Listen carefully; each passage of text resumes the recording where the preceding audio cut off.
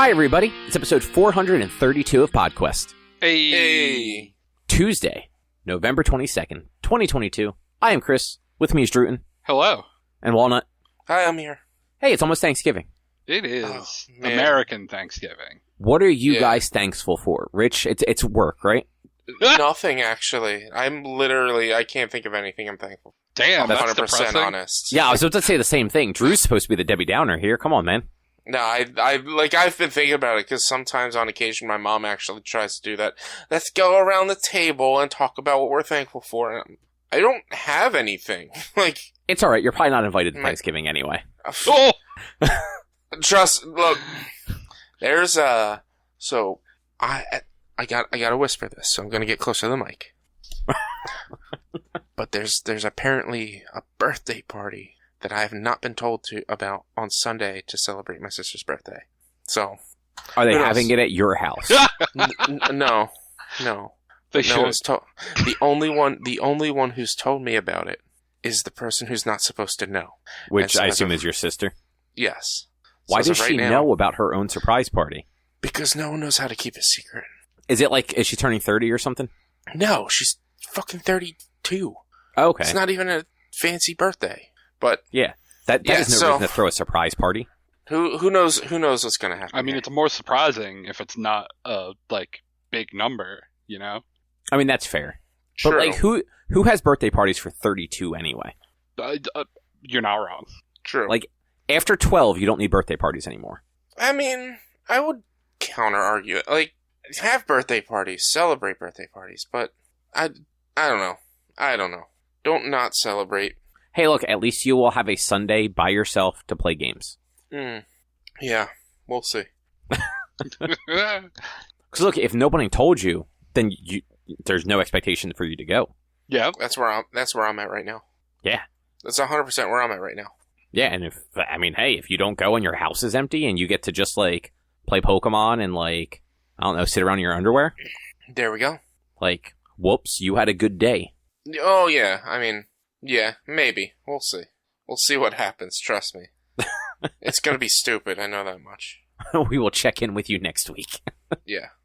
Speaking of next week, we're only a week away from PAX Unplugged. Yeah. Yeah, I realized that, yesterday, we were texting about stuff, and I was like, oh shit, that's next week, which means I need to put in time for it, which means this forced overtime I'm not going to be getting until at least the week after, because I don't get overtime pay if I don't work all 40 hours. Wait, even if you take PTO? You're not worked. That's how all overtime is. If you take PTO, it's not working 40 hours. I will still get the extra 5 hours paid to me that I am working, but it's not time and a half pay. Okay, so to be fair, I have not been hourly where I would get overtime in a decade. Yeah, that's generally how overtime works. If you don't work 40 hours, you don't get overtime. So if you end up taking time off during your overtime period, you have to account for that if you want that time and a half pay. Which is why, a lot of times when I'm offered overtime, I tend to not take off. Because it's I need to benefit from this at the fullest and get the full time and a half. Why work overtime if you're not gonna get time and a half? Yeah, that is valid and makes sense. Like I said, it's been so long since I was in a position where I could get overtime. I don't think I ever really paid attention to it, because before that, I was retail. You didn't really get overtime. Mm-hmm. I barely got 40 hours usually. Mm-hmm. Mm-hmm. So that's when I worked at the shitty fucking grocery store. That place was a ripoff. Was working 6 days a week, 48 hours, but because one of the days was Sunday and you got an extra quarter, I didn't get overtime. Were you over 18? Yeah. Okay. You didn't get overtime? Well, I mean, I guess that's your overtime pay. Because I that's worked dumb. You should still have gotten. Nope, because time and a half. I worked 40 hours at regular pay, and then I worked 8 hours at an extra quarter an hour, which is. Then I would have said no. I'm not working that sixth day. Work week is 40 hours, and that's too much already. Why do you think I quit there with no notice? Oh, trust me, I get it. Me and one of the other guys there, on the same day, we just decided we weren't going in anymore. Nice. Mm-hmm. Which, sucked for them, because it was also, one of their shipment days. So, they had like a back room full of stuff to stock their shelves with, but that place was a shit show and it was run by a bunch of assholes. So like That's once the one cool manager also left, it's like this place isn't worth even showing up to. That really, unfortunately, tends to be a lot of places. Like if my supervisor that I had before my current one had never left, I probably wouldn't hate this place as much as I do. Yeah, which is valid. Yeah. Like I didn't have any trouble with any of my bosses at like Petco. So by the time I left, like I was more or less running the store anyway. Mm-hmm. Because like the store manager, like very nice guy, like meant well, but like was just so disorganized that it was just easier to do all of like I made the schedule every week, like so I worked exactly what I wanted to. Yeah. But yeah, it's I don't know. The whole overtime thing is weird. Like that sucks. But also, like, at least you can get overtime. Like, if I work more than 40 hours, like, I don't get shit for it. The only thing working more than 40 hours does, if I'm actually working all 40 plus hours, is it makes getting a bonus easier. Because we do quarterly bonuses based on, like, points. What's a bonus? Exactly. Yeah, like... I haven't gotten a bonus. You want to know when the last time I got a bonus was? When? Probably 2011, no, 2010-ish, a year before I left McDonald's. Nice. Like I got it. We would get labor bonuses if we met our labor percentage or whatever, and so we would get a bonus on that. That was the last time I've gotten a bonus. I've gotten like the occasional Christmas gift card. It's not a fucking bonus because it's a fucking gift card. You can't use all the money because it's a fucking bank gift card, so fuck you. But I've never use all the money on those. It's very particular how you do that because you have to know exactly how much is on the card, and you have to tell them that you want to use that much on their card, and then I have a bank gift card that I got from this place last year that like maybe it takes it off, and then you have to do the rest. But generally, when it's one of those like bank Visa gift cards, you need to pay the exact amount that you have. Yeah, otherwise it'll decline the card. Yeah, once it's low on balance, you just like call the number, you get your balance, and you go into the store and you be like, please put $17.50 onto this card, and I'll pay the rest over here. You know how much bullshit that is, though? Especially since I don't go to people who are working at a register. I mean, that's your own fault. Just use it for gas and just be like, okay, I need $6.42 of regular. You go. I think I have like maybe $1.50 on it, but it's still it's the principle of the fact that I'm never going to use that $1.50 because I'm not going to say, hey, put $1.50 on this card and then put the rest on this one because I have a stupid Visa gift card. Yeah, I mean, like, when it's that little, like, that's understandable. But, like, I've been with my company for almost 9 years, and this is the first year I've ever gotten bonuses. So, there's that. But, like, I got busy enough that, like, I've gotten a bonus every quarter. And I also got, I got employee of the quarter or some shit, so they also gave me a $500 gift card, which was cool. Nice. Yeah. Yeah, apparently if you just don't suck at your job, they just give you money. Hey. Who'd have thought? I'm constantly told that I'm doing amazing work. I've told you guys how I work. And I'm constantly told that I'm doing amazing work, and the company would not be afloat without me and the other 2 people that work in this department. And yet we still don't get anything like that. I don't know, because, like, from what you were telling us, like, a week or 2 ago, you've also been doing your entire job wrong for months. I'm still being told that I was talking to my manager today, and this is great conversation for our fans, I know. But, like, I was talking to my manager today, and she's like, yeah, I'm telling her, like, look, I used to be able to do 300 of these in the old way. Now I'm barely able to manage 100, and that takes all 8 hours. And then the last extra hour I'm getting with this overtime, I'm doing the other part of my job that takes about an hour and 15 minutes to do. And she's like, yeah, she tried to give me tips on how to be able to multitask on a service that we're losing access to soon. So why should I even bother? And it's like, as if I'm not running my time properly. It's like, no, it's literally the thing you're making me do is taking so long. And I feel like I'm not doing enough because I used to be able to do 3 times as much. And she's like, no, you're doing great. You're banging these out. You're working them out and getting them done. I'm like, I did 100 yesterday and we got 250 more today. And you're telling me I'm doing, she's like, you're doing great work and I'm like, all right. I would feel more satisfied if I did it the other way, but sure, if that's what you're saying. So apparently, the three of us in my department, we're killing it, and pretty much the reason why this company's still afloat. But we can't get any additional employees, and I don't even know what the fucking bonus is. Or a raise, really.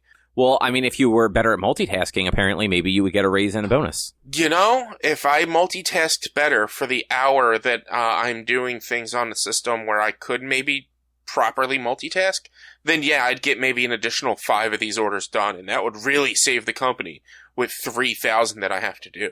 That keeps adding more and more and more. You know what? Those extra 5 every day add up. Yeah, I'll reach that 3,000 in about, what's 5? 5 goes into 3,000, 600 days? So almost 2 years? Yeah. Okay. I mean, yeah.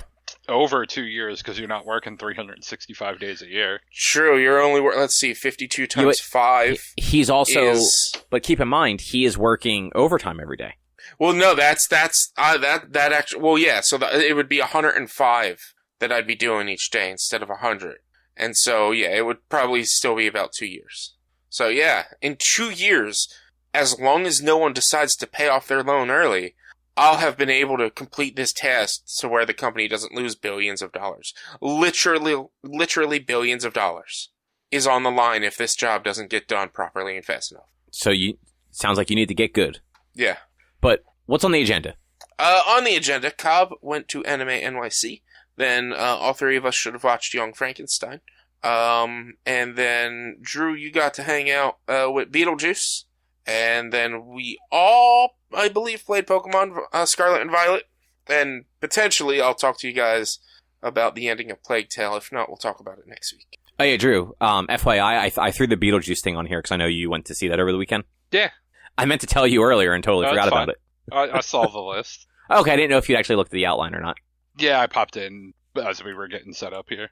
Okay, cool. But yeah, Anime NYC was this weekend, 2022, at the Javits Center in New York City, hence the NYC.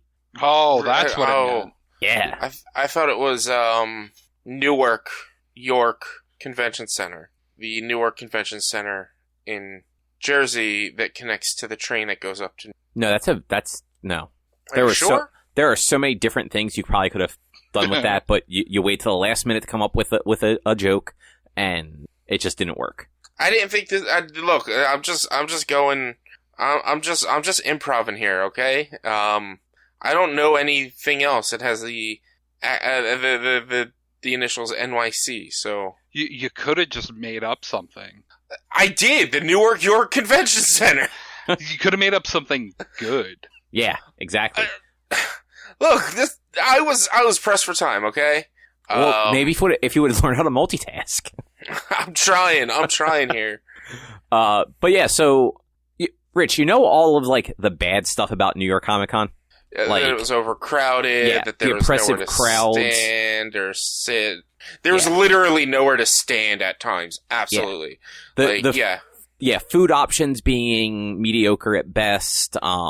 It being impossible to get into most of the panels because the only way to get into them was if you happened to be available at 1:00 on a Thursday afternoon. Yeah. To reserve them. Yeah, Anime NYC actually did all of that stuff better. Nice. That's good. So they definitely have a lower cap. It still got busy. It was still crowded. Much like the last several years, the whole show just takes place on like that expo floor that like was like the main exhibit hall for New York Comic Con. And the way that they break it up, and Rich, you'll understand this a little bit better. So the area of New York Comic Con that was all like the like kind of weirdly placed booths to like the far left, where like nothing really lined up correctly, and it was a lot of like it's where like the Funko booth was and like the eBay booth and shit like that. Mm-hmm. That area is still kind of that area. Like it's all the like the oversized booths that like they ruin the ability to go up and down aisles, but they keep them over there. So it's a little bit less of like a headache. And then as you work your way to the other side of the expo hall, where at New York Comic Con, it was all of like you kind of went through like the other bigger booths that were a little more manageable until you got to like the small vendors until you hit like the far wall. The way Anime NYC does it is it still kind of does that into like the small vendors, but then at a certain point, there's like a break in that stuff, and they usually have anime wrapped cars as like the break point there. Mm-hmm. And then you hit Artist Alley, and there's like 5 or 6 rows of Artist Alley tables with like legitimate space between them, so that other than like in a few instances where it was just too many people crowding around one booth, you could easily get up and down the aisles to look at things on both sides. And then the actual both far walls in like the corners were just food vendors, like selling like legitimately good food. Like I had a bento box one day that was like fantastic. Nice. I mean, New York Comic Con had the food trucks were pretty solid. Just I didn't really have a lot of options out there. So, as somebody who has eaten at most of those food trucks, they are mediocre at best and extremely overpriced. Mm-hmm. Well, it's like, a food truck. It's going to be overpriced. Generally. Yeah, but it's like, you know, there's a grilled cheese truck. The plain grilled cheese which is just 2 pieces of white bread and some fucking cheddar cheese is $17. The mac and cheese with nothing on it that is bland and flavorless is $15. Like, does my brother work for that mac and cheese thing? Yeah, it's just like the food trucks are, and like I think they just have like a deal with the Javits Center because it's the same like half a dozen food trucks every year. Mm-hmm. And like they've been at New York Comic Con before too, but it seems like they have more like restaurants and catering companies that are setting up like small booths on the show floor for this show. Because like, and it was all like Asian food too, so it was all like cooked, like generally cooked there and prepared there, which was nice. Was there the fudge booth? There were 2 of them. Okay, there was one on either side of the show floor. Okay, because there was 2 at New York Comic Con, and I never got any fudge, and I'm doing it myself. There were 2 fudge booths. Like I said, there was one booth that was doing like bento boxes, and they had like fish and chicken versions of it, and then they were doing like handmade onigiri, which was nice because onigiri's delicious. It's just fucking rice with like fish in the middle. Yeah. But and then like there was like a couple bubble tea places and some other fun stuff around there. Yeah. But you could get around the show floor like the whole time. Like there were, like I said, there was like 1 or 2 instances where like a booth just had a large crowd and it got congested around that one booth. But like you got around that and then it was easy to get up and down again, even with like hordes of people. They also fixed it from previous years where you had to do a bag check as you entered and exited the show floor. It was back to when you exit like the building and come back in. That's when you had to do bag check, because that was a huge problem a couple of years ago. But they also did the reservation thing for panels, but rather than it being first come first serve, they did it as a lottery. So they had like 4 days where you could go in and you could enter for as many panels as you wanted with up to 2 people per panel. And they just did a random drawing for it. And it wasn't all panels, it was just the big ones, kind of like New York Comic Con did. But like, at least that's fair. Like, if you don't get it, that sucks. Like, they did have like a standby thing that you could sign up for them that didn't require you to go stand there and just hope for space the way New York did.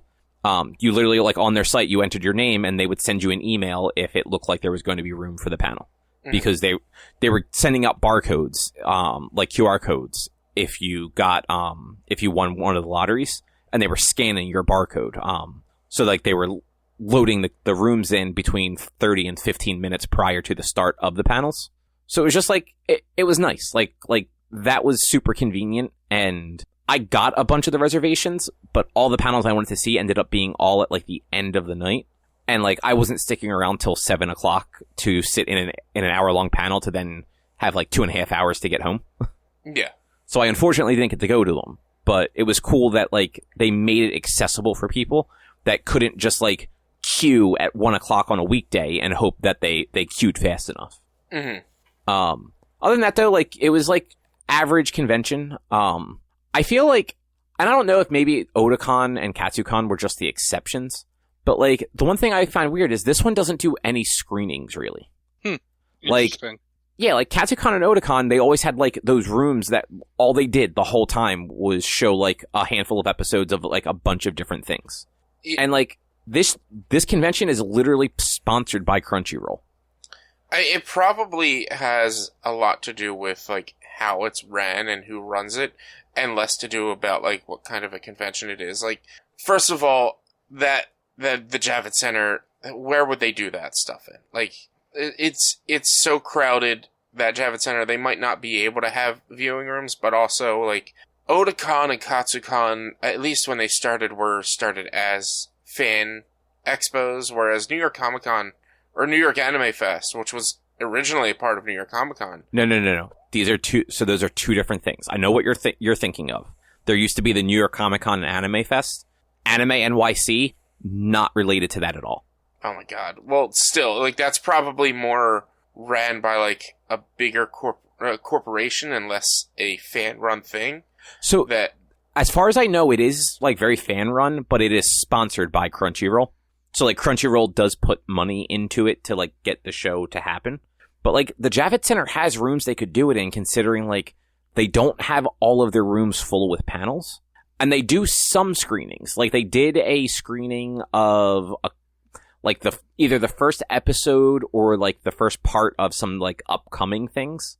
But, like, they just don't have, like, even if it was just, like, a couple, like, one or two rooms just dedicated to that, where people could just, like, go in and out, like, and just, like, watch something for, like, a half hour, the way that, like, those other conventions did.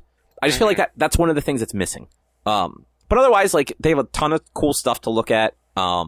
We actually, Jess, who Papa's fiance, was there, because Inti Creates had a booth there, so we got to see her for a few minutes and catch up with, which was nice. Matt doesn't get to go to those anymore because he doesn't work for a company that actually needs him to travel, because they are a US-based company, so they have US-based staff. Yeah. He actually happens to be the Japanese staff for a change. But yeah, they did have, do you remember the Gundam booth at New York Comic Con? Yes. So that booth was amazing. They had a bigger version at this, which makes sense. And they actually had they had the big, I want to say they had the RX-78, if I remember correctly, at New York Comic Con, like the big model, like, statue. I don't know. I don't know Gundam that well. I don't know what. So I'm pretty sure it was like the original Gundam is what they had at New York Comic Con. At this one, they had two of those, 12, 15 foot statues. One of them was the Wing Zero custom, the one with the angel wings from Gundam Wings, Endless Waltz. And then the other one was the new Gundam from the new show, the Ariel. So that was actually pretty cool. That booth, incredibly popular all weekend. I kind of ran out of things to do on Friday. So, like, I hopped in the line for it. The line literally, like, at one point in the day, wrapped all the way around the booth twice. By the time I hopped into it, it was just, like, a regular line. Like, it ended on the other side of the building, but, like, it just fed right into it. So, like, I think it was, like, 20 minutes to get in. And then, like, they just had all the models and, like, some other stuff. But, like, people, like, I was, like, walking around there, people were spending absurd amount of money. Like, I was watching people carrying, like, the biggest possible model boxes, like, stacked on top of each other. Like, they would have, like, 5 or 6 of these things. I'm like, hey, how are you even getting those someplace? Like, those boxes are huge. And, like, looking at some of the prices, like, one model alone in some of those size boxes was $200. And it's like, holy shit. Yeah. Like, they were giving away a bunch of stuff, though, too, like, based on how much you spent. Like, if you spent 50 or more, you got, like, a pin. And then I think, you got, like, more stuff the more you spent, up to, I think, like, 300 or 400. And then you just got everything they were offering, which was, like, a t-shirt, a lanyard, a pop socket, and, like, a pin set. Trying to think what else I saw there that was notable. They did have, it was one of the panels I didn't get to go to because it was just too late in the day. But they did show off some stuff for Trigun, the new Trigun they're doing. I didn't know that they were doing a new Trigun. Are they, like, remaking it or whatever? Yeah, you should look up the trailer later. It looks incredibly different. Like, in, like, a jarring way where I'm not totally sold on the art style. And I forget what studio is doing it, but, like, I looked at what they did before, and I don't like their art, but I like Trigun, so I'll probably give it a shot. Because they're also redoing Kenshin. Haven't they done that multiple times? So they've done, like, the movies, and then they did, like, a continuation series. But, like, the Kenshin creator, I'm pretty sure, is a scumbag, and, like, got arrested for, like, child porn. So, surprised that Japan, of all places, is remaking that stuff. Because, like, generally when somebody like over there gets like arrested or anything, like they just get fucking wiped from existence. Like I think it was the Yakuza game that one of the actors got caught for like drug possession or something like that, and they literally like they removed him from the world. He was the Japanese dub voice for Olaf, and they redid all of the Frozen dubs with a different voice actor. Oh wow! Yeah, it was like Judgment, wasn't it? Yeah, it wasn't the main actor, but it was somebody in that. Mm-hmm. And yeah, like they literally pulled Frozen from their shelves and then released a new version of it with a new dub actor for Olaf. Like they don't fuck around. But yeah, so they have those two new shows coming out. Apparently, like Evangelion is popular again. Sure. I saw multiple people dressed up as characters from it, and then they had like a big booth with like one of the sides had stuff on there. So they did over the last decade, they've released those movies like the 1.0, 2.0, 3.0 thing. And the last one came out over a year ago, but it looks like it's just now getting a theatrical release in the US, even though it's available on Amazon Prime. So I don't know. So Erica had never seen or knew what Evangelion was. So we did actually start watching it. And she is not sure she likes it, and I can completely understand that. I've actually never watched either. So I have no frame of reference on Evangelion. All I know is it's weird mechs. Yeah, it's also kind of like the archetype for like certain anime character tropes. And I think Rei, which is the one girl with like the short like white bluish hair, I think she still is regularly voted as like one of the most popular anime characters of all time. Mm-hmm. But like it's a weird fucking show. Like it's got a lot of like psychological stuff going on. But then it ran out of money near the end, so the last 2 episodes are just completely like unintelligent. And if I remember correctly, they take place entirely inside the one character's mind, so like you don't actually see what's going on in the final battle. Mm-hmm. Yeah, I don't know. I watched it once in like the early 2000s on like a fan sub. So like I don't have a great frame of reference for it, but I figured like why not give it a shot again? Check it out. There's like a new updated dub on Netflix that people seem to be okay with. So like, can't hurt, right? And Rich, you might care about this a little bit. The creator of Attack on Titan was there, and his booth had a line. So his booth was like kind of where you remember the twerking Luffy that was at? Yes, yes. So it was about Luffy can get it. Luffy can get it. Yeah, that Luffy. Which they had that same booth on the other side of the convention center, like exact same booth. Did they have all 3? No, so it was just the twerking Luffy at this one. Just the twerking, because wasn't it 3? Was it 3 or 2? It was 2 because they had the big one with the twerking Luffy, and they were playing like the stuff from the movie, and they had that one there. And then they had the other like Viz booth that was like half Dragon Ball, half One Piece, and it had the ship from One Piece was like the big thing in that one. They didn't have that one, but they did have the Goku and Vegeta statues that they had at New York Comic Con, but no Shenron. Okay. Oh, you know what? Actually, I have to send you a picture outside, like in like the kind of the entrance area, like it inside the convention center, but not on the show floor. They had this cool bronze statue of All Might and All for One fighting. I believe your wife posted that on Instagram, and I saw it. Yeah, you know what? She probably did. It was a pretty cool looking statue, though. Mm-hmm. But yeah, so where that twerking Luffy booth is where the Attack on Titan creators booth was. Mm-hmm. The line wrapped like around that booth and then all the way to the other wall. And how many times did the line end? I don't know, because I never found the end of it. Okay, so it's the same as the series then. Okay, makes sense. Yeah, exactly. I see what you're doing there. He apparently, I saw something like ahead of time. He apparently like had some sort of like statement where he said, "I hope people are nice to me." I wouldn't look like. But so to be fair, he is not involved with the anime. It's the manga creator. Yeah. So like, is the manga's over? Yeah, the manga should be over. Yeah, it's been over for a while, and it's the anime that they just keep dragging on by going like, it's the final season, part 7. Yeah, which that's just I considered adding that to my list to watch soon because like I finally started watching Stranger Things recent season, and I'm like, you know what, I should just catch up with Attack on Titan just to know what's going on. I'm like, no, fuck it, I'm not doing it until it ends. Yeah, I think we've watched seasons 1 and 2. I don't get it. Like, it was, I think what it was when it first came out is it was very gory and brutal, and like the art style and everything. It was kind of came out a little unexpected. And then the whole like it was trying to understand what was going on in the world and whatnot. But like I can understand not getting it now. I also, for me, I watched it on Netflix and then was waiting for the second season to come out on Netflix from 2016 to 2020 when I realized, oh, it's not coming to Netflix, it's on Hulu. Well, at least you weren't waiting as long as people waited from between the actual first and second season, because I think the first season was like 2012, and then season 2 wasn't until 2017.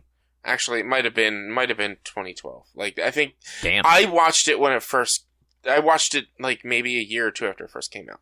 Like, I remember seeing things about it at conventions, because I went to an Otakon after you all stopped, and I remember seeing stuff for Attack on Titan, decided to watch it, and then so it was probably like 2013 or 14 until like 2020, because I was like, oh, when's the next season come out? And I had other friends ask me, like, when's the next season come out? I'm like, I don't know, I'm waiting for it too.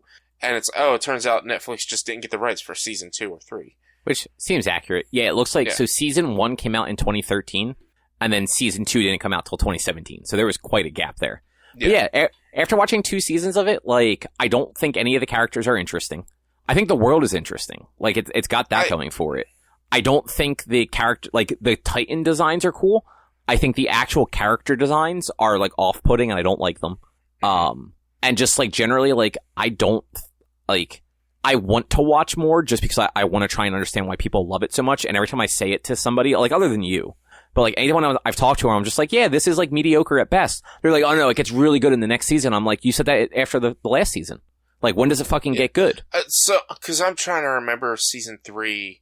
Like, it doesn't necessarily get really good, but it essentially explains a lot in season 3 and broadens the world and the lore.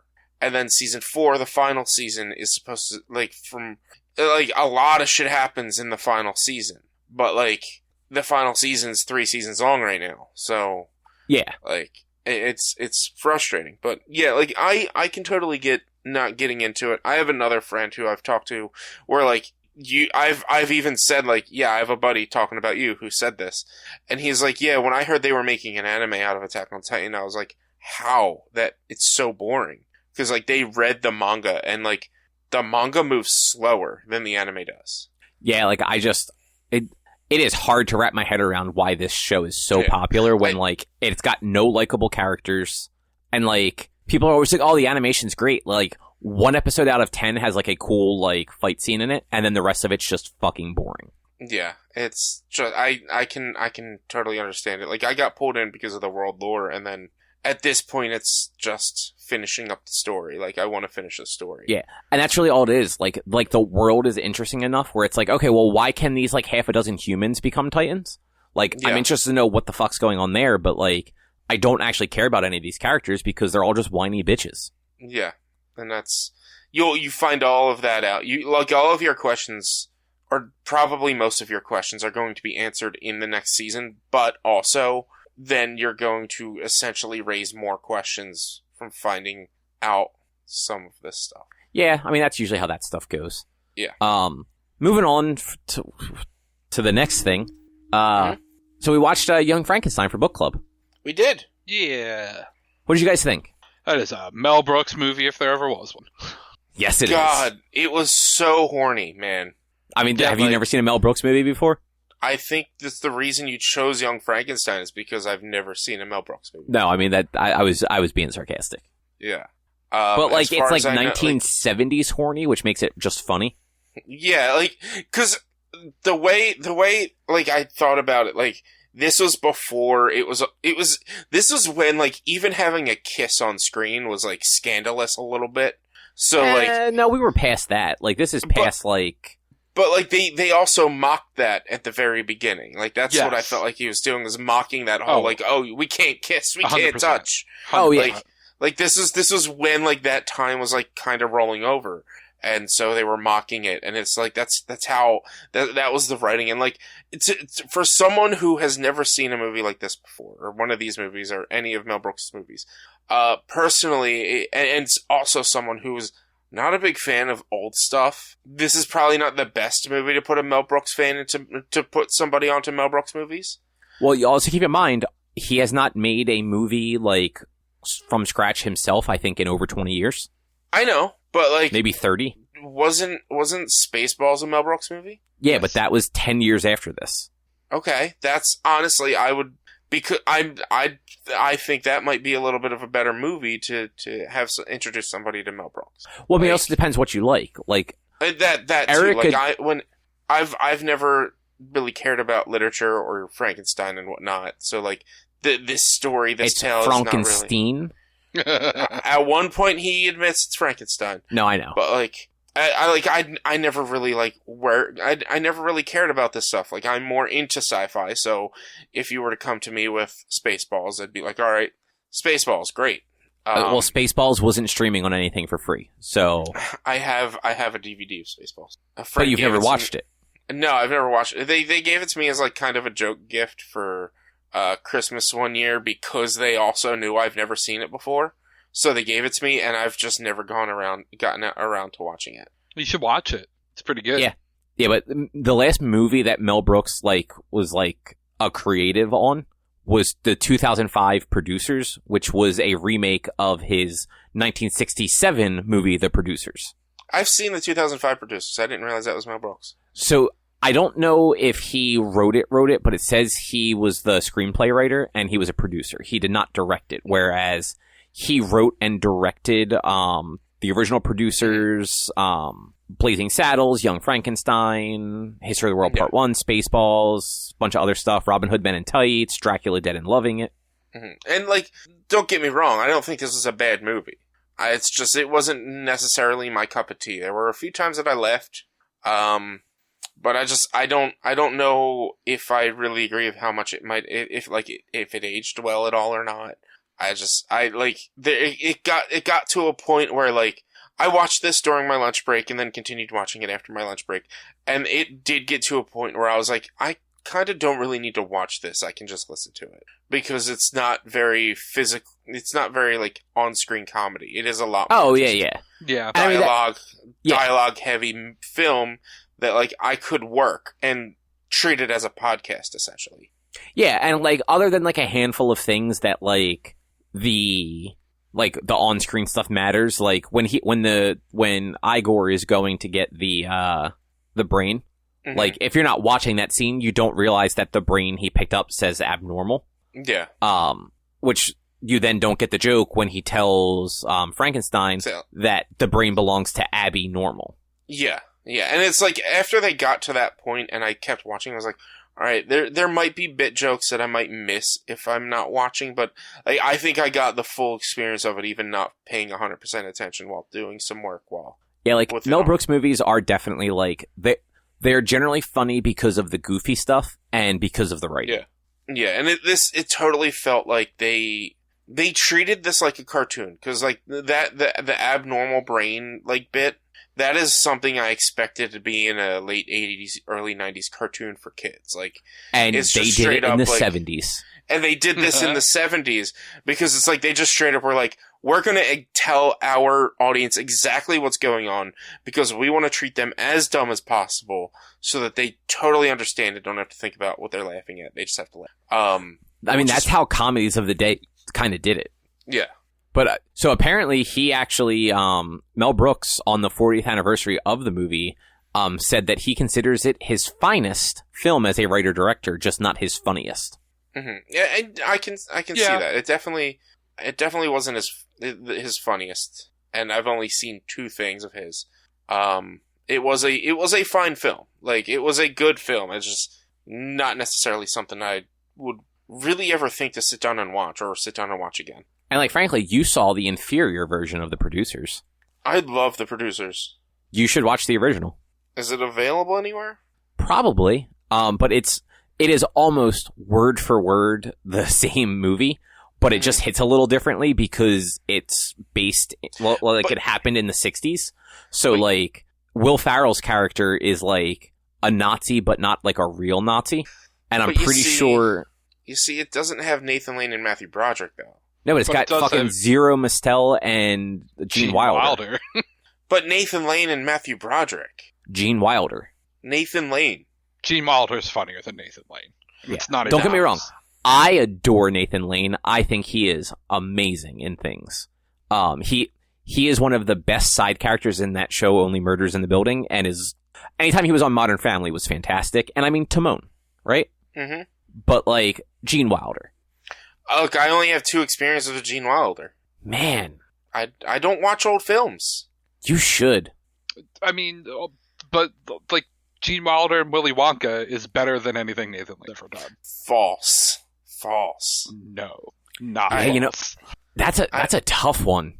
I think I might agree though. I think I might agree that like Gene Wilder as Willy Wonka is more iconic and like just better than like anything that I have personally ever seen Nathan Lane in. Look, to your point a minute ago, Cobb, Nathan Lane is an incredibly great side character. He is not like really built for being a main character in anything.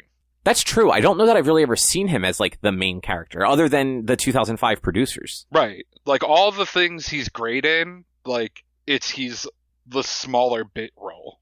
Yeah, that's true. Mouse Hunt, though. Like, come on now. Really? Yeah. Blazing Saddles. Was Gene Wilder in Blazing Saddles? Yes. I don't know. I'm pretty sure he's in like almost all of Mel Brooks' stuff. Up to Young Frankenstein. I think that might be the last one he did with him. Actually, was this? Oh yeah, he was in that Richard Pryor movie. See No Evil, Hear No Evil. Yeah, Gene Wilder was fantastic though, and so is Nathan Lane. Like nothing against Nathan Lane. I always forget Willy Wonka is as old as it is, like 1971. God damn. Mm-hmm. Yeah.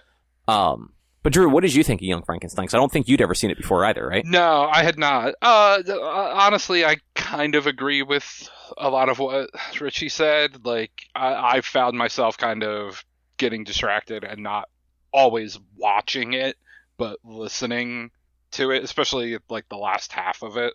But it's definitely still very funny. Like, it is a Mel Brooks movie. You either are going to enjoy his humor or absolutely not. That's true.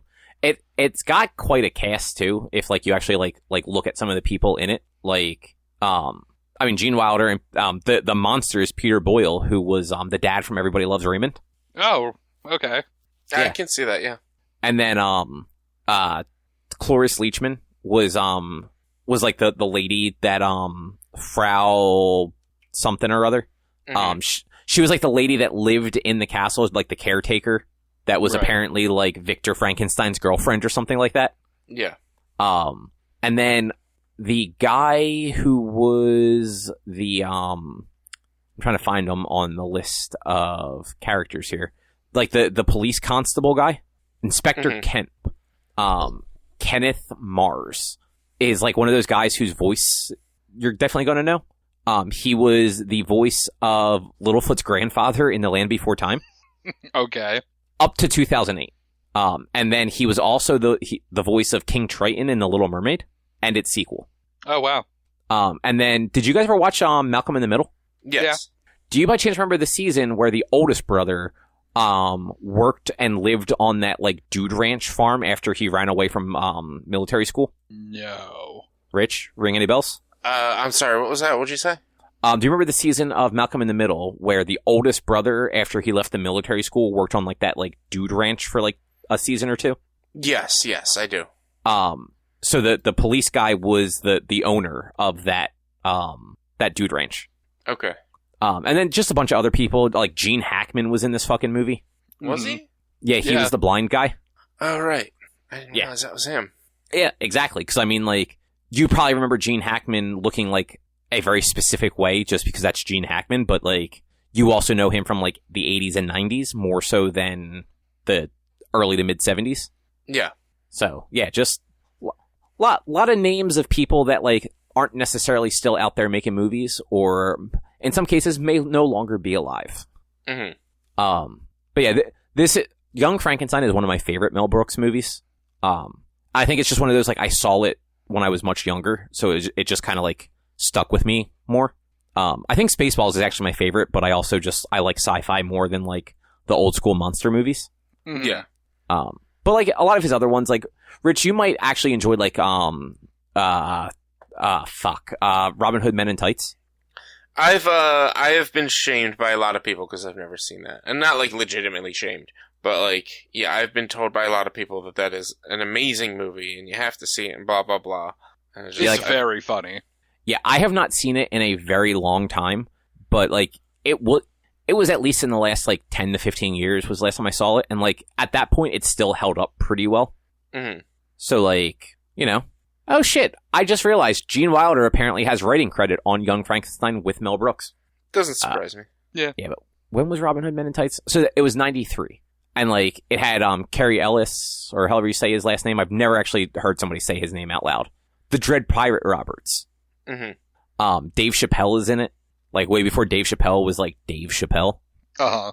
Yeah, that's a good one. I don't know that it's actually available on anything, like, for free. But it's definitely, like, you would probably enjoy that one enough that, like, it's worth your time. Mm-hmm. Patrick Stewart is fucking King Richard in it. Oh, yeah. Forgot about that. Damn. I might watch Robin Hood Men in Tights soon, because it's a good movie, and I'm like looking at stuff where I'm just like, right, oh, that's right, this movie is great. But yeah, either of you have anything else you want to say about Young Frankenstein? No, I think that covers no, it. It wasn't. It was solid. Yeah. If you've never seen it before and it's like it's not exactly your cup of tea, like I could understand it not like being the movie you want to go watch every year. Mm-hmm. Mm-hmm. But at least you're getting exposure to the genius that is Mel Brooks. You just have like a dozen more movies to watch now. Yeah. But with that, Drew, did you have anything you wanted to pick? Nah. All right, Rich, what's the next book club pick? Oh man, part of the reason why I've been a little aloof is because I was trying to figure out what to pick next. Man, you need to come to this shit prepared. Man, I have a list of movies, but I don't. You say that every time it's your turn, and then when it comes time to pick, you're always so uncertain. Yeah. Well, a few of them I don't even think are available anywhere. So a good number of them are rental movies or movies that I'm just like, I don't want to do horror right now or whatever. And then some of them are subtitled movies. So it's like, it's literally, most of them are movies you guys aren't going to want to watch no matter what. So I'm just trying to figure out what in this list we can watch, or what in this list I'd want to watch. And I was even going through Hulu to see if there was anything, because I could have swore there was something that I recently saw somewhere that I was like, oh, I should bring up for book club. And Rich, to be fair, most of the movies that you're into, Drew and I are not. So like, if you want to pick something that we don't want to watch, like, it's not a big deal. Also, to be fair, almost no movie is a movie I'm going to want to watch. So, like, it really doesn't matter. Unless maybe it's Mel Brooks. You seem to not be opposed to Mel Brooks movies. Oh, I mean, I'll watch a Mel Brooks movie, but well, I mean, this just proves that Drew doesn't like anything that's older than 1985 or younger than 1985. He likes Men in Tights. That was 1993. We just talked about that. So then 1993. Yeah, NHL 94. All right, 94. That was also 1993. I know. I was just trying to confuse Rich. Well, how about this, Drew? What are your thoughts on Dracula Dead and Loving It? I haven't seen it. Okay, never mind then. That was his next movie after Robin Hood. You know what? Let's check this. So there's a recent. It's almost 3 hours. I mean, look, man. At this point, everything recent is going to be 3 hours. I know. Is it subtitled or is it in English? It's subtitled. Man. Well, no, it might be. There might be a dub. Hold on. Let me check. Yep. Man, you love watching subtitled stuff. You can watch it in English if you want. It came out on it came up on Netflix. Or not Netflix, on Hulu. And the trilogy is a franchise about the beginning of India's first original universe. And the movie is called Brahmastra Part 1 Shiva. It's a 2-hour, 48-long movie. You can watch it in English. It's subtitled or dubbed. I don't know. It looked pretty interesting when I first saw it. But like I said, it's like 3 hours long, man. But recently just came out. Or, Is it like, just actually released. dubbed in English? It says you can watch it in English on Hulu. Like, if you click details, it says watch in Hindi or watch in English. Oh yeah, look at that. There's just it literally just says English. Yeah. I mean, look, man, if that's the weird shit you want to watch, like, might take me a few sittings to get through a 3-hour movie, but I'll watch a 3-hour movie. I mean, it's that or it's another comedy, but you guys are probably gonna have to pay for it. But it's probably not half as long. I'd probably watch the comedy. So then we'll do the comedy then. So this is I've actually talked about this to you guys in the past, and originally you would have had to rent it or buy it from their website, but they have a deal with Amazon, so it's available on Amazon. It's a movie called Birdies. It is Drew, you actually might like it. It's a sports comedy about people who own like a golf course that they're trying to like make it better. It's an indie film. It is one of the actors is this guy named I don't actually know his real name. I just know his name on the YouTube channel, but his name is Duralius on the Neebs Gaming YouTube channel. And so that's how I heard about it.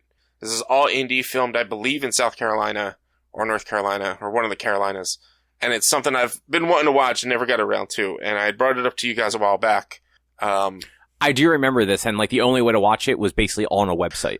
Yeah, you had to buy it from their website, and you would have gotten the VOD. But at that time, to buy it was $5. Now it's like to buy it on Amazon, it's $15, or rent is $5, or whatever it is. So it is only on Amazon. You have to rent it on Prime or on Amazon Video. Now, what if I accidentally watched Caddyshack instead? Do you think they'll I don't think they're gonna line up. I mean, if you want to do Caddyshack and Birdies and compare and contrast them, no, it's because you're going like high tier versus indie. You don't want to do that. But I don't know how good or bad this movie is. I'm not gonna lie. I'm looking at the synopsis for that other movie you said, Walnut, and that movie looks like it sucks shit. What the Hindi film? Brahmastra? Yeah. That Yeah. movie sounds like it would be 3 hours of absolute garbage. Birdies does have 345 reviews, and it's got 3.5 stars.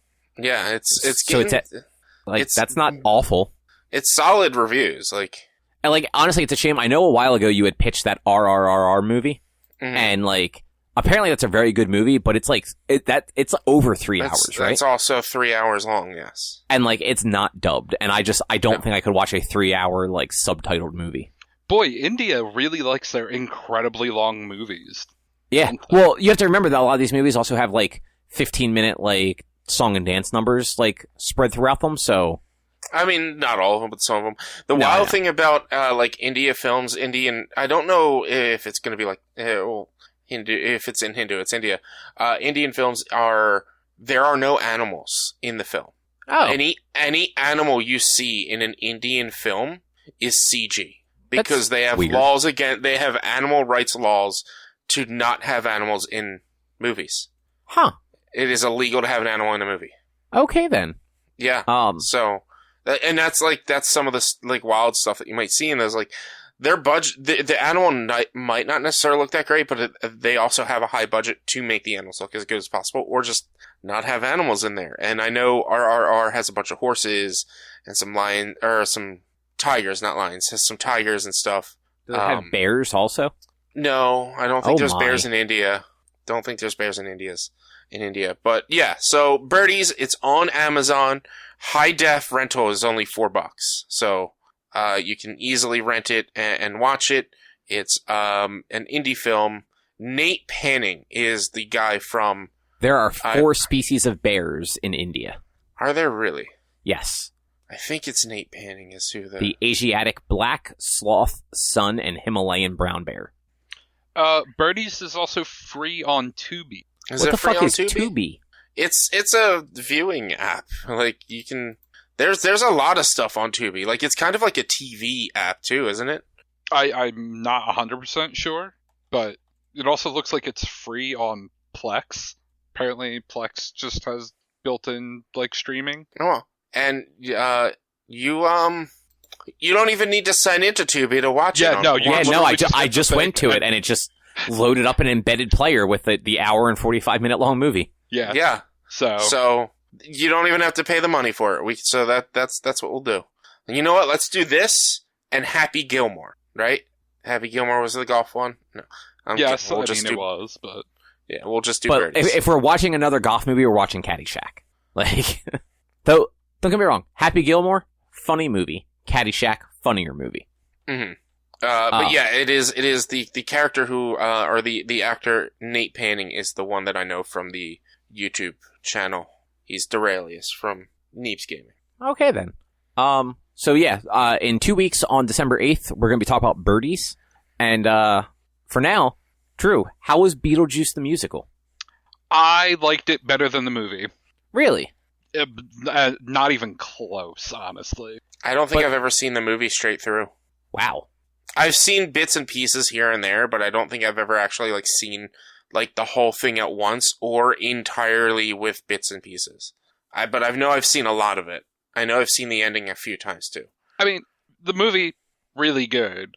I think it was 2 years ago. Sarah and I did a unintentional what's her name? Winona Ryder? Yeah, we did a accidental Winona Ryder double feature because we watched Beetlejuice and Heathers back to back. I liked Heathers more than Beetlejuice too. Heathers is fucking good. Dude, you know what? Winona Ryder had a stint in the late 80s, early 90s where she made a lot of good movies. Yeah. But, and then she did nothing for a long time and stole things. Yep. But no, the musical was really, really good. I think I enjoyed it more because it was more explicitly a comedy. Mm-hmm.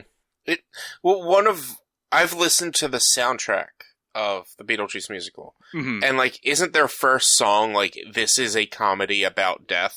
This is a show about death. This is a show about death. Yeah. Yeah. So they emphasize that that is the main first song is just so you know, this is about dying. So yeah. Is it so good? Is it mostly a 1-for-1 to the movie? Pretty close. I think all the characters are the same, but there's a lot more latitude for Beetlejuice to improv because Beetlejuice multiple times breaks the fourth wall, and no other character in the show does. So, oh, that's cool. He, for whatever reason, had a guy in the front row on the other side. We were sitting on the left-hand side, in the fifth row. So, and it felt incredibly close to the stage, so that was cool. But there was a guy on the opposite side from us in the front row that Beetlejuice just kept pointing out and making jokes at. It would be things about having a bad sex life, and we go, this guy knows what I mean. And, after the third or fourth time, he was like, all right, come on, stand up. Everyone give this guy a round of applause for being such a good sport of me picking on him all night. And, at one point he asked if there were any kids there, and there was a kid right front and center.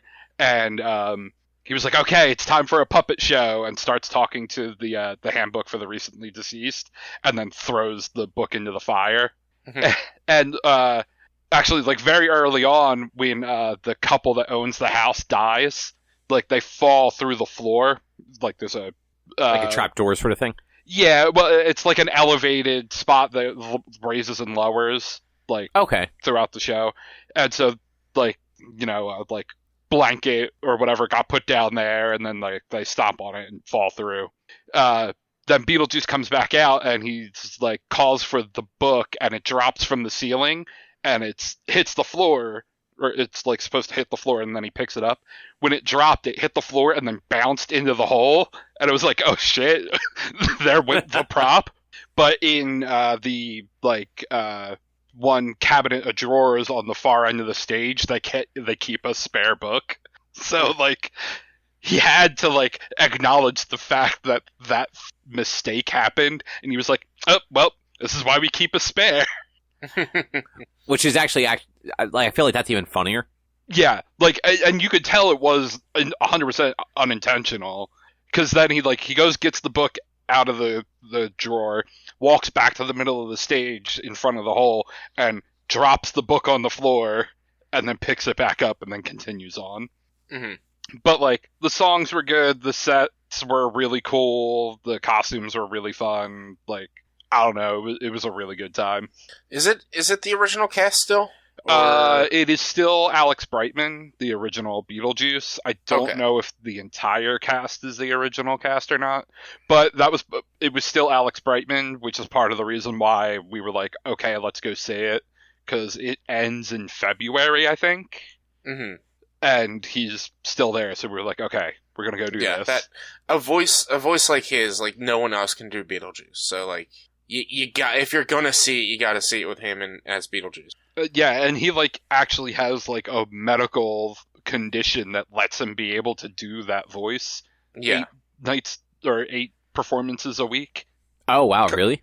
Yeah, he has a weird thing with his vocal cords that like lets him do the like weird growly raspiness without like actually doing damage. They actually did a video they put like the camera down his throat and had him like make the noise and showed what is happening with his vocal cords that doesn't normally happen. Mm-hmm. Oh, that's weird. Have you ever listened to the soundtrack, Cobb, or heard? No, I don't listen. I don't listen to musical soundtracks. One of these I have nothing days, against them. I just don't listen to them. Yeah, one of these days, or like after this, whatever, just listen to like one of the songs with him in it, and just so you can like hear how he sings this part. I'll consider it. I will probably forget, but I'll consider it. It just takes 2 seconds. It's a 2-minute song at the end of this recording. Let's be realistic. By the time we're done bitching about Pokemon, I'm gonna forget all about it. By the time you're done bitching about Pokemon, okay? I meant the royal we. You're bad at being critical. It's fine. This is true. I mean, unless it's a Mel Brooks movie, then you just fucking bitch about the whole thing. No, I mean, God, we'll get into it, but no, that sounds like it was probably a good time. Yeah, no, it was a very good time. Like, I would definitely recommend if people can afford it, because it's a Broadway, it's not cheap, but I would say it was so fun. Is that a popular enough show that it'll like tour? Actually, yes, they are doing a tour. It's coming to Philly next year, and we were considering going to that, but when we got the $500 free to SeatGeek, and it was like, okay, well, let's go see it with Alex Brightman still, and just make it a whole day out of it. That's valid.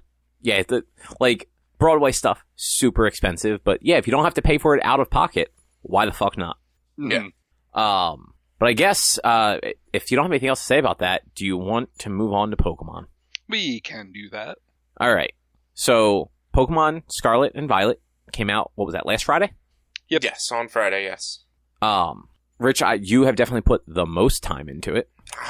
I'm about 25 hours at the moment. I am around 10 at this point, I want to say. I'm at like 3. Are you still at the point where you had like just gotten to like the major city that the school is in? Yeah, I have not touched it at all today or anything.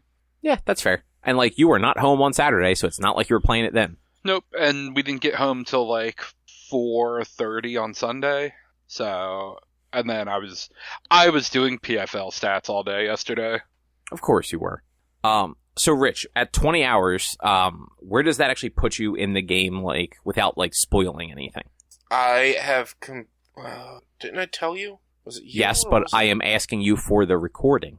Well, yeah, well, no, I was saying that because I was trying to figure out who I said it to, so that I could remember. Oh. And yeah, read it you mentioned it yesterday, but I don't know if you've gotten any further than that. Where yesterday? Was it before or after we were talking about the board game place? Dude, you're asking the wrong questions. I have no idea. Cause I don't know. I've done a lot, man. What is it? Jesus Christ, why can't I find it? I guess it was way before we were talking about the pizza place. Or the board game place. No, we're on the 17th. Did you send me a message just me and you? Yeah, it was in Discord. Oh, it was in Discord. Okay. There we go. That'll probably... It was in the gaming channel of Discord. I tagged you and said, how far are you? Yeah. So, let's see. As of yesterday, I'm actually, after yesterday's stream, it's 4 gyms, 4 Titans, 3 Starfall Streets. What level does that put you at? Do you know? My highest level is about 40, maybe 39, but my lowest level is like 16 because I'm working on adding more to my team or whatnot. I have caught 144 Pokemon as of the end of yesterday's stream.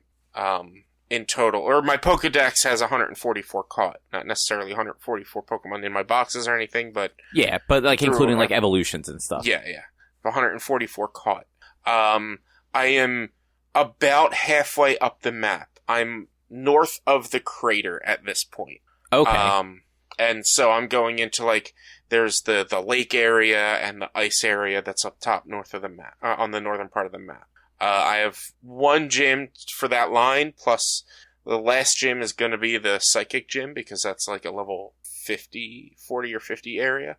So yeah, I'm pretty. I'm like more than halfway through the prepared content or I call it prepared content, not story content, because like. I don't really know how much further they're going to go beyond these items with a story or whatever. Obviously, you're going to go down into the crater. Obviously, there's going to be more stuff like that. But that's probably going to take place after you get the rest of the stuff done. So I don't know like how much further story-wise there's going to be and whatnot. But probably more than halfway through. Yeah, no, that seems accurate. Like, those games, usually you cap out in like... Not cap out, but usually by like the late 50s, early 60s, like for like level wise, is usually around where like you're hitting like end game content. Yeah. So like you're probably approaching that. I've done 2 gyms and 1 Titan, and I think I've caught somewhere between 30 and 50 Pokemon. Okay. Like I've definitely spent more time running around in the wild just catching shit. Obviously, like you're not going to spend a lot of time doing the gyms and like the story stuff and the content for like the Starfall. Like the Starfall stuff probably takes the longest out of all of the content. The rest of it are like 10, 15 minutes each. But like the Starfall stuff might take you upwards of like 20 minutes to a half hour, depending. But yeah, you're obvious. I get lost in this game constantly. Not like literally lost, but I'll just go and just start catching things and fighting things and just looking around like, ooh, what's over here? What's over there? And just exploring more often than not. Right. So let's do this.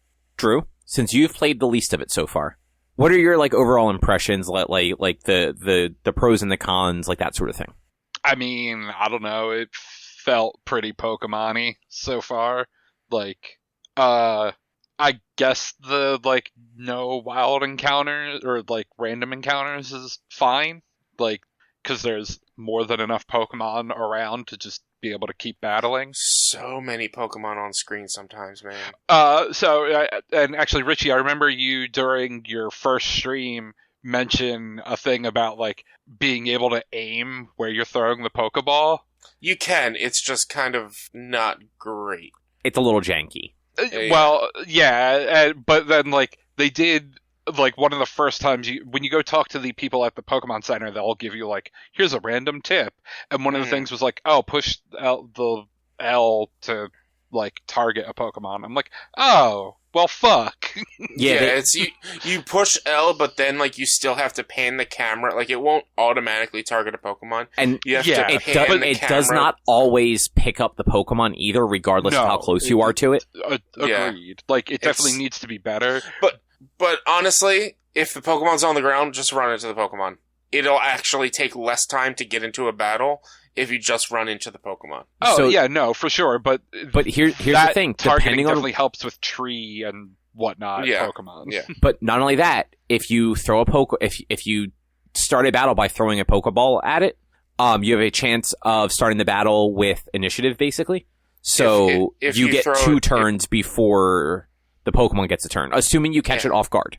Yeah, you have to throw it at its back. No, you can throw it at its front as long as you are far enough away that they never got the question mark over their head. I guess so. Like, the game says the game, like, one of their tips is if you throw a Pokeball at the Pokemon's back, you catch it off guard and you get an extra turn. Like, it might be true at the front. I haven't tested it. The game's a little janky. Too much attention to it. Oh yeah. But yeah, so Droo, I guess like you've really only like had that very small open area to sort of run around in before like. Yep. Yeah. I mean, I spent 5 hours in that area, though. I literally, when I first started, I spent probably a good 3 to 5 hours in that area. I spent like 2 maybe, and then went into the city to like see what was going on in there. And then they're like, oh yeah, do this school stuff, and now you can just go wherever the fuck you went. Yeah. At one point, I was exploring, and there was like a wall, and this was in that starting area, and I was like, I don't know what I'm gonna get to be able to ride Koraidon. So, you know what? And I saw an item on the other side of the wall. I can't jump over the wall. I don't know when I'm going to be able to get this. So, I'm not going to go back for that item because I'd have to walk all the way back around to get it. I'll wait. And then somebody in my chat who's beyond that point is like, just go into the city, dude. You'll be able to ride it immediately after. Just go to the city and do all that stuff. I'm like, but there's so much to explore. And he's just like, dude, you've been outside too long. Go into the city. Yeah, like, I can't imagine, like, having done that first area any more than I did. I already felt like I was way overpowered for the stuff that was there. But remember, Richie's a completionist to an extent.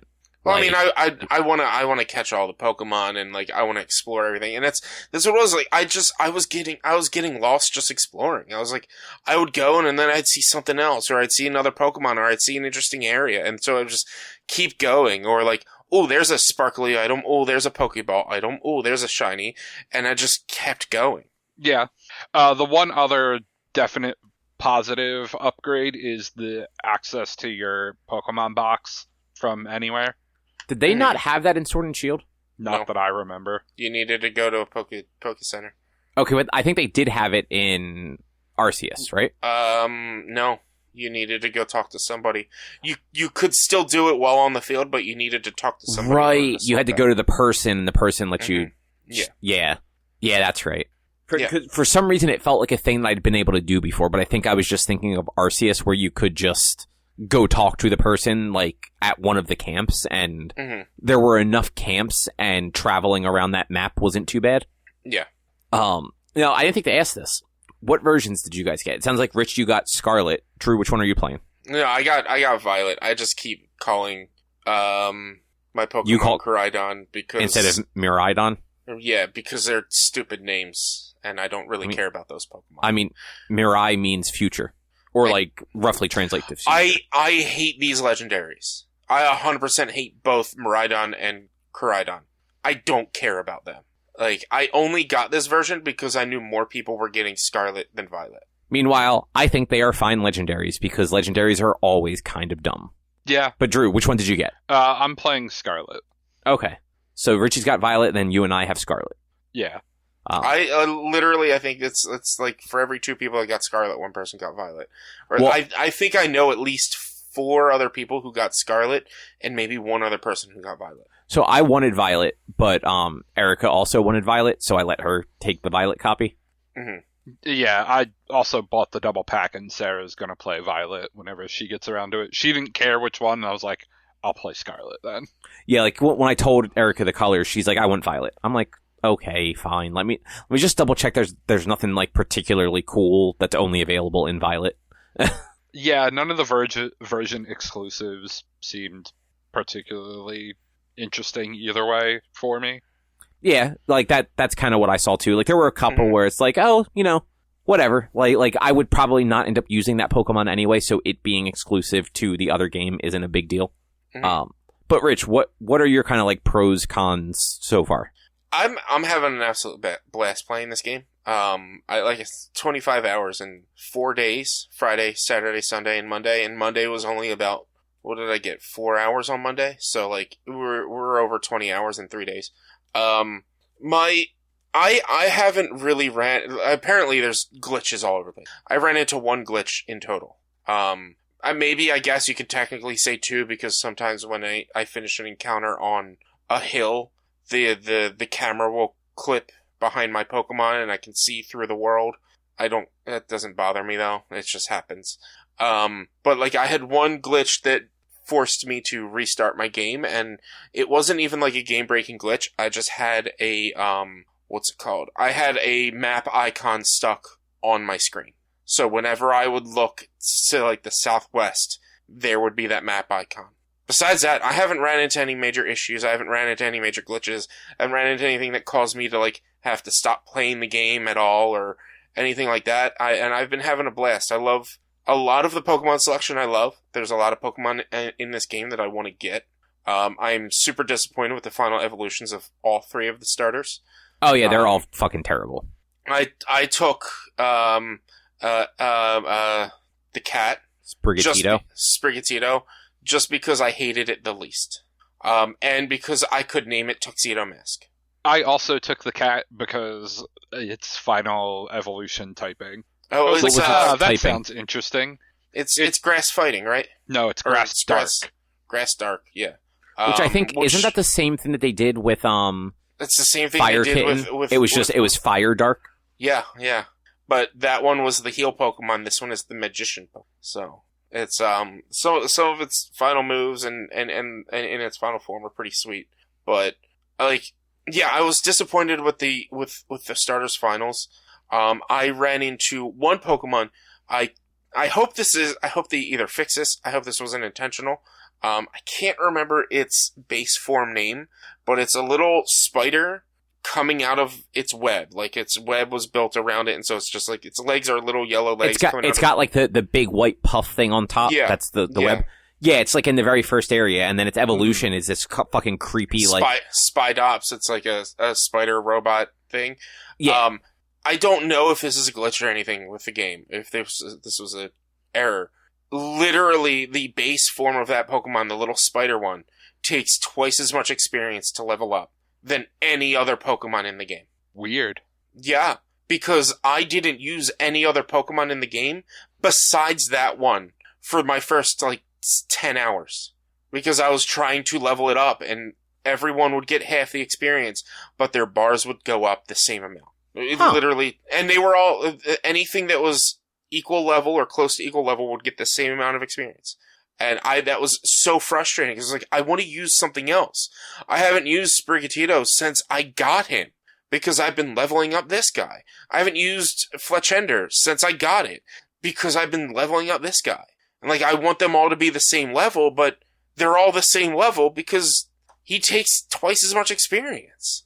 Yeah, I kind of got rid of that guy right away, so I never realized that. Yeah, I liked him. I wasn't a fan of his. I don't think his final form is terrible, but I wasn't fully sold on his final form to be part of my team. So I ended up getting rid of him.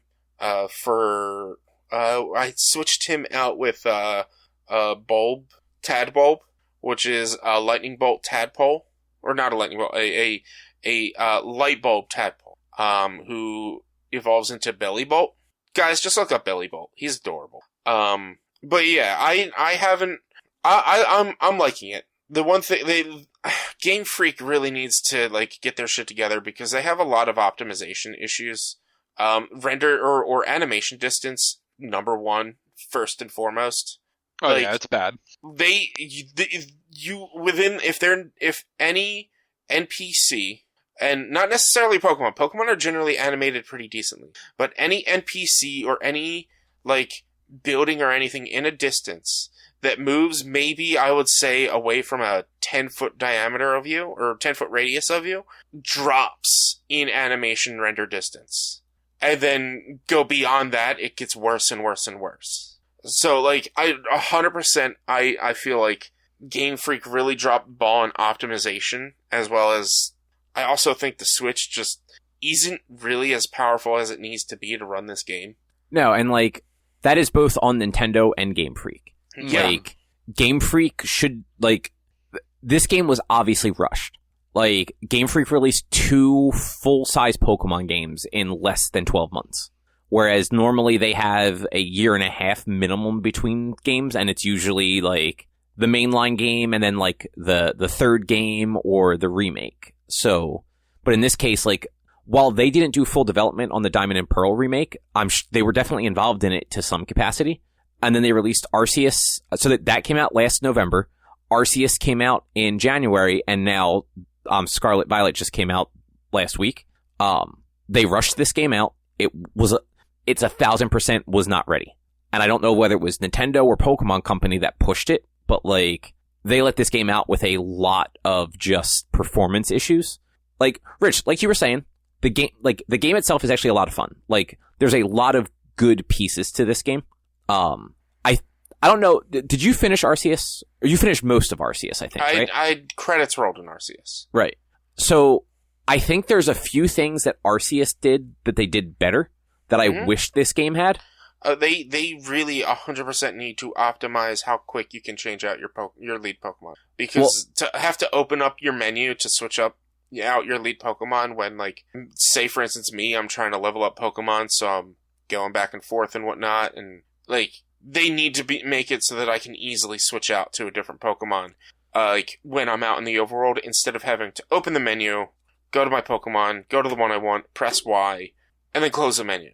Yeah, this is very much the two games are being worked on side by side, and they did not have the time or probably desire to try and fit in the things that worked in Arceus because of how far along this game already was. And they were probably crunching very hard to get this game out in November, judging by like the state that it's in. But I don't know what your agreement would be to this. I do wish that you could catch Pokemon in the open the way you could in Arceus.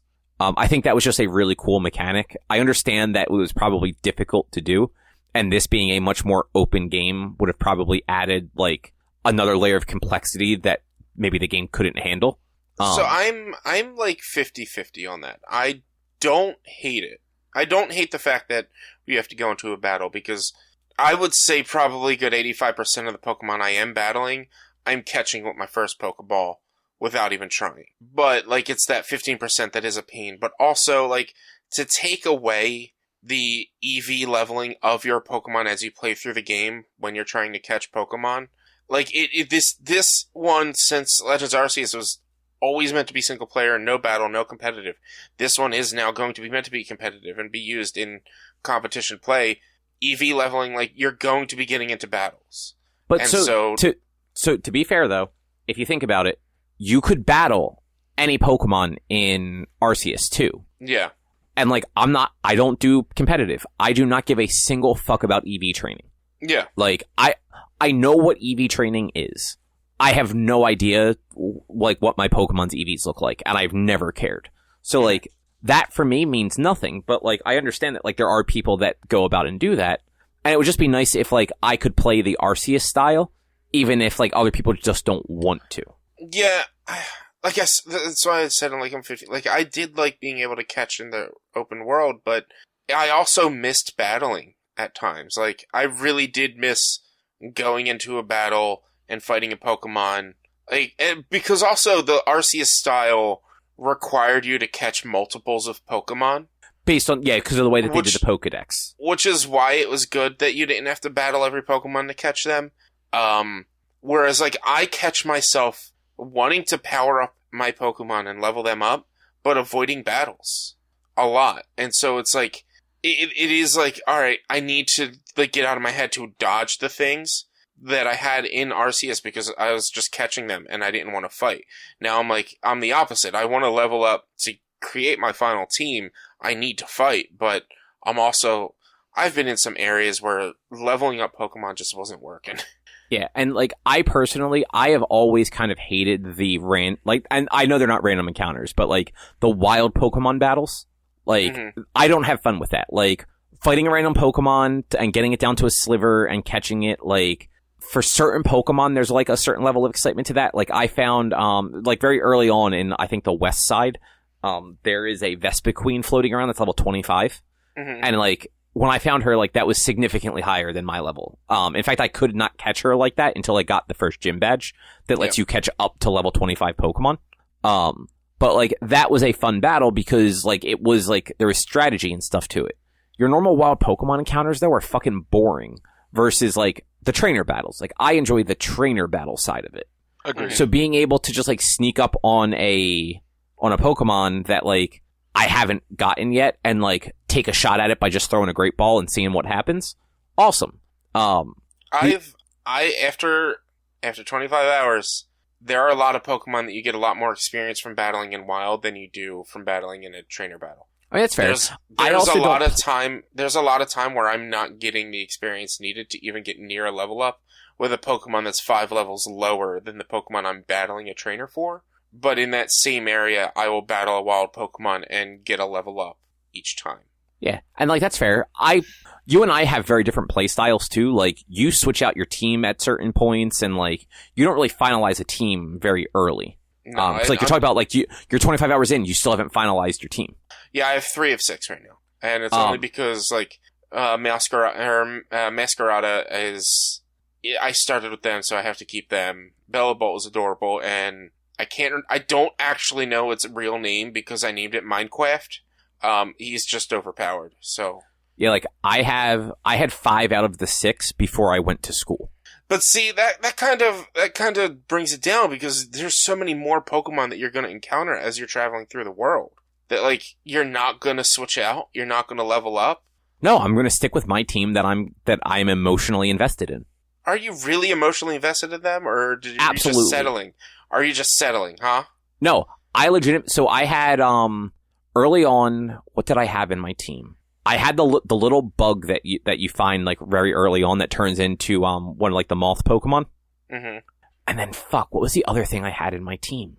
I'm drawing a blank now, but I had that and something else in my team, and then like I had just gotten the little bug to evolve into the moth, and then I had caught a Fido, and I wanted a Fido because it's a dog that's made out of dough. It's fucking amazing. Yeah. And I'm just like, oh man, I need to pick somebody to like get out of my party. And it was honestly like, it was like a long moment of like reflection of like, I'm probably not going to use the bug all that. Oh, Lechonk was the other one. I had a Lechonk and I'm like, I want to use this goofy truffle pig. This little guy's great. And I never fucking used him because he's normal type. And like, there aren't a lot of instances where like a normal type comes in clutch. So like, he was the one I got rid of when I finally found a grass Pokemon. Mm-hmm. But, like, I stopped and thought about it. I'm like, I could probably go through this game without a grass Pokemon and keep this Lechonk that, like, I've had since level 3 and is now only level 16. But, like, have you encountered a Capsakid yet? I don't even know what that is. Capsakid is Capsaicin. He's a hot pepper Pokemon that evolves into Scovillian, which I believe is fire grass type, is a 2-headed Pokemon that's a hot pepper, and it's like, it looks, I'm like, I want it, but I have a fucking grass type already. I'm like, I can't, I have this, like, as much as I don't like the style, I'm like, I started with this Pokemon, and that's just my thing. Like, I always use my starter as my final team for the Elite Four before I change. And so that's what I'm stuck with, Tuxedo Mask until I beat the Elite Four. Yeah, like I usually lock in a team very early. Most other than Sword, I never really put a lot into catching them all either because beyond Generation 2, it was too much of a chore. Mm-hmm. Sword and Shield made it like reasonable because to the dismay of most people in the fucking world, apparently, they got rid of like the national decks. So you only had the ones that were available in that game, and as long as you had somebody that like you could do like online trading with, like it was completely reasonable to get all 150, 200, whatever were in that game. If they turned around and told me that I had to catch over 1,200 Pokemon, I would say, fuck you, I'm probably just not playing this game. Yeah, but like I generally don't mind not filling out the whole Pokedex if it's a chore. Like I'm playing, I want to get my team of 6 cool little dudes. And I want to run through, and I want to wreck a bunch of people, and then I want that screen at the end that says I'm the fucking champion, and that's all that matters. And like that's why I lock in a team early. I lock in a team of a bunch of little dudes that I think are cool. I don't necessarily like just because I catch them first doesn't mean that they're going to be in my party. Like I caught that spider thing that we were talking about before, and I wasn't feeling it, so I put it in a box. Yeah. But like I tend like I catch 6 Pokemon and I leave those 6 in my team until like I find the next one that I want to like cycle in until I have that team locked in. Well, and that's generally how I go as well. It's like I catch and catch and catch until I find the ones that I like, and like I'm halfway through and I'm like, all right, the last 3 haven't really stuck out to me of what I wanted to use, and like I thought about Fido and or Mastiff. But, like, I'm gonna hold off on those ones because obviously I'm going to make a dog team, which sucks because there's 3 fucking dark dogs in this game. So I'm just going to be Dark Overload. So yeah, I'm going to hold off using those until I have my dog team ready. So I don't know what to do next. So if it makes you feel any better, I'm very torn on what to do about a flying type. I have a Fletchender, I believe is how you say it, the Fletchling evolution. Yeah. But I also started with Fuecoco. I don't need 2 fire types. That's a fucking liability. There's a Lightning Bird Pokemon. I know. Corviknight's in this. I've caught 3 other bird Pokemon already that I could easily switch to, but like I like my little Fletchender dude. Like I've had him since the beginning. He is my second strongest Pokemon after Fuecoco. But that's banning other Pokemon. Use a new flying type. I don't really know if there are any new flying types. I haven't found any new flying types yet. There definitely are. I have not found one yet. Because like the Fletchling was in the starting area. Usually when there's like a new flying type that's in the starting area, and Fletchling was the starting area flying type. I mean, I don't know if it's a like 3 evolution thing, like your Pidgey. Well, yeah. I mean, there's the one of the Titans is a new flying type. Like all of the Titans are new typings or new Pokemon. And one of them is like basically a stork, and so it drops rocks out of its little sack that it carries. There's literally a flamingo. Oh, there's a flamingo. So I never saw the flamingo. Erica found one of those. I thought that I just assumed it was unique to Violet because she found it in the opening area, and I never saw one. How far exploring did you go into the opening area? Did you go all the way to the back? I mean, I wandered a bunch of it. Yeah, like I found a bunch of water Pokemon. When you crossed the bridge over the lake right before you got to the very first town, did you turn right? Yeah, like I followed like that river down onto like that beach area and stuff. Because I think it was there, or maybe a little bit further up. There was a hill that you could have gone on. I saw a bunch there, but that's where I caught the Wiglet. I don't think Flamingo is version specific. No, if Droo found them, then they're not, because he has Scarlet also. Oh no, I didn't find it. I just know it exists. There's also a bird with a pompadour called Squawkabilly. Squawkabilly. There's 3 types of them, 3 different colors or 4 types of them, 4 different colors of them. I've got 2. I've got a blue and a green. I haven't seen the others. I caught one of them last night, and I thought that they were from a previous generation, and I just was not impressed with it. I mean, it looks real dumb. Yeah, that's what I said. I am emotionally invested in my team. That is how I play Pokemon. I don't give a fuck about EV training. I just give a fuck if they're a cool little dude. I mean, I get that, but it's also, I don't know.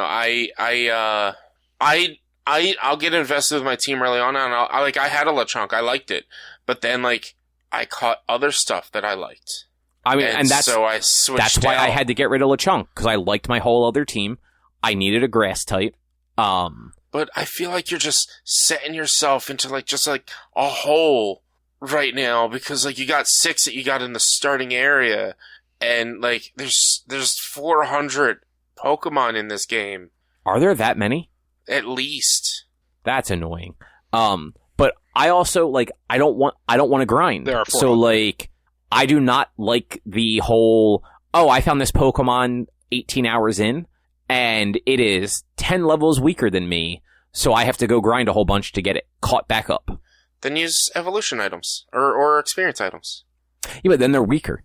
I mean, that's the hardest part about these games is you use those items to get them to your level, but then they're weaker because they're not EV trained, and that's what I'm dealing with, because that's what to get them get what I'm evolving right now close to my current level. I use the items, but they're still they'll get a super effective attack on a Pokemon 3 levels lower than them, but only do half the damage because they're not EV trained. Yeah, and it's one of those, if I came across something where I'm just oh man, this dude is too cool not to use, and would fit my team well, then yes, I would totally swap them out. But that just so rarely happens in these games that I'm fine not swapping them out, because inevitably after I finish the game, if I want to actually try and finish the Pokedex, that's where I start swapping my teams out and going and exploring, because I'm going back to the other areas to scour for anyone that I may have missed. So I need to seed my team with lower levels and stuff like that. And then also raise those lower levels so that they'll evolve and I don't have to go try and find their evolutions. But I guess, so other than, just to kind of get back to the track I was on, other than being able to try and catch them, I do wish that we could run away the same way.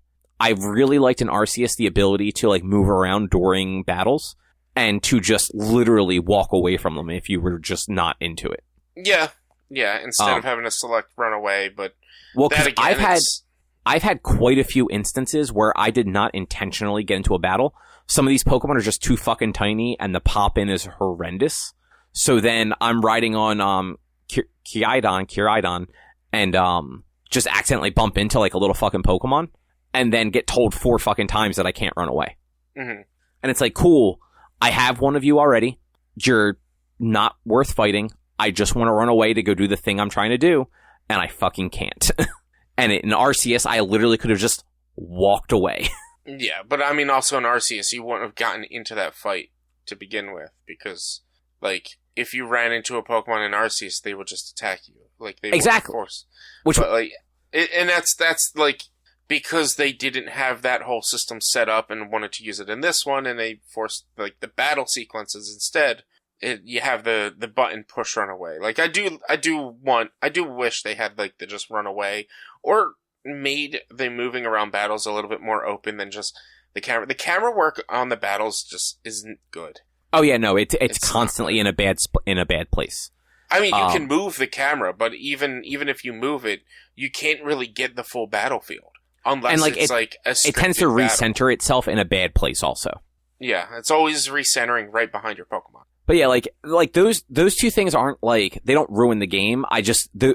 It's two things I wish this game had that Arceus had, and it almost makes this game feel like a step backwards.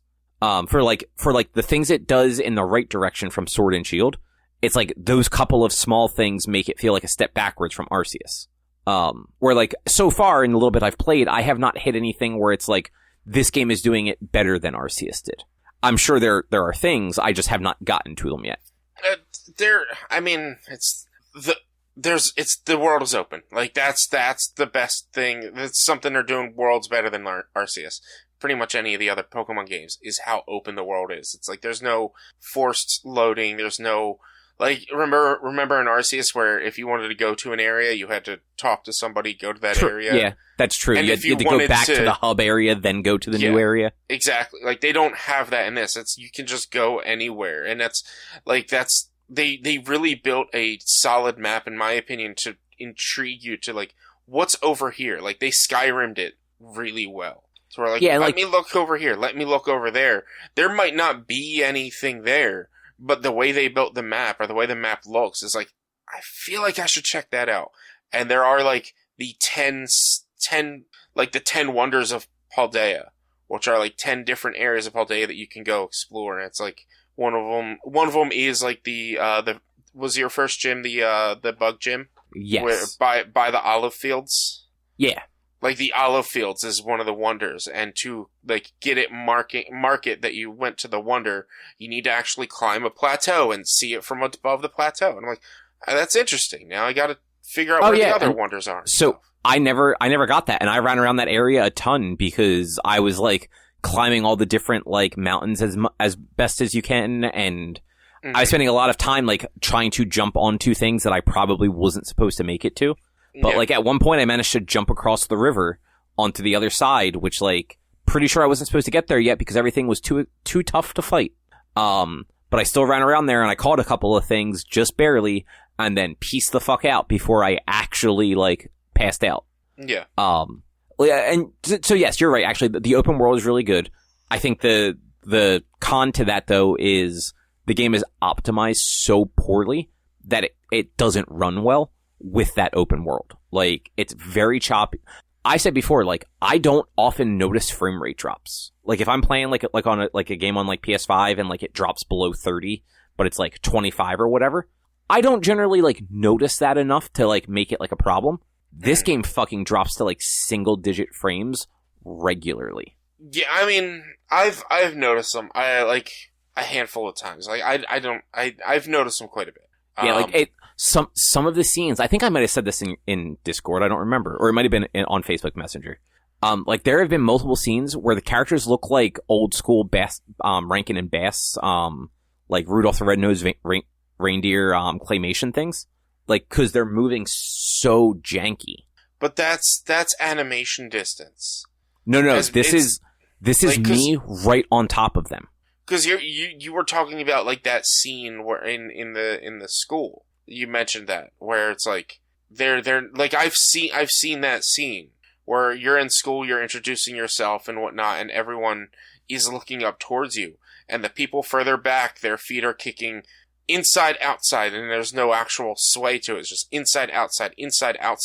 No, I'm not talking about just like the way it looks from far away though. Like the two kids that made it jarring for me were the two in the front row. Because all the kids that were moving in the exact same way. Like, there was no, like, AI to their movements.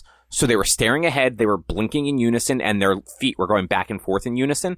But it was very, very, like claymation-y. Like, it was very jittery, and just, it looked really bad. And the same thing happened during, the grass gym, when you have to go find all of the Sunflora.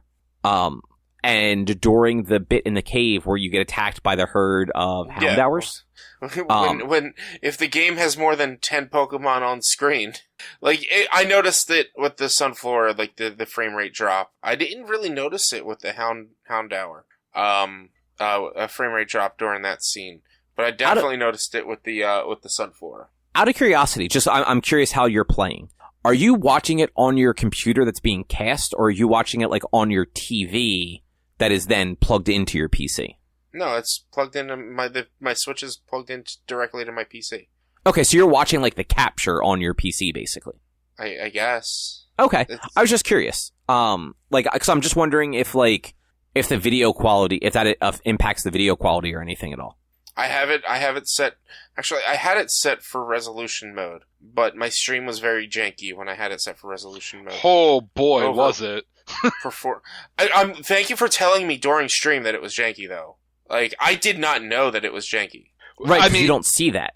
Yeah, like I didn't know if that was the stream was janky or if that was just the fucking game. No, it was the stream was janky. Like, if somebody had told me that it's constantly skipping, I would have stopped stream to figure it out. I also, like, I had the stream on without, and was, like, listening more while I was, like, cleaning and, like, actually, like, downloading the update and all, and letting my Switch charge, because it was dead. So, like, I wasn't watching a lot, but, like, that scene where you first meet the Legendary and you're going through the cave, Jesus fucking Christ, that was running at, like, 3 frames a second on your stream at times. That was stream. That was all the stream. Okay. Yeah, like the actual game runs at least 10 frames a second. I wasn't experiencing any issues in the game at that point, leading up to that. Like, I didn't really experience too much, like, frame rate issues until I got to the open world. Like, until I got outside of the school. Yeah, no, that is definitely where it hits the most. I was noticing some minor stuff, like, in the area before the school city. But nothing like once I got into like the east and west sides, especially because like there's a lot. This is actually a cool thing that is unfortunately impacting the game negatively. I really like how the Pokemon seem to like herd up.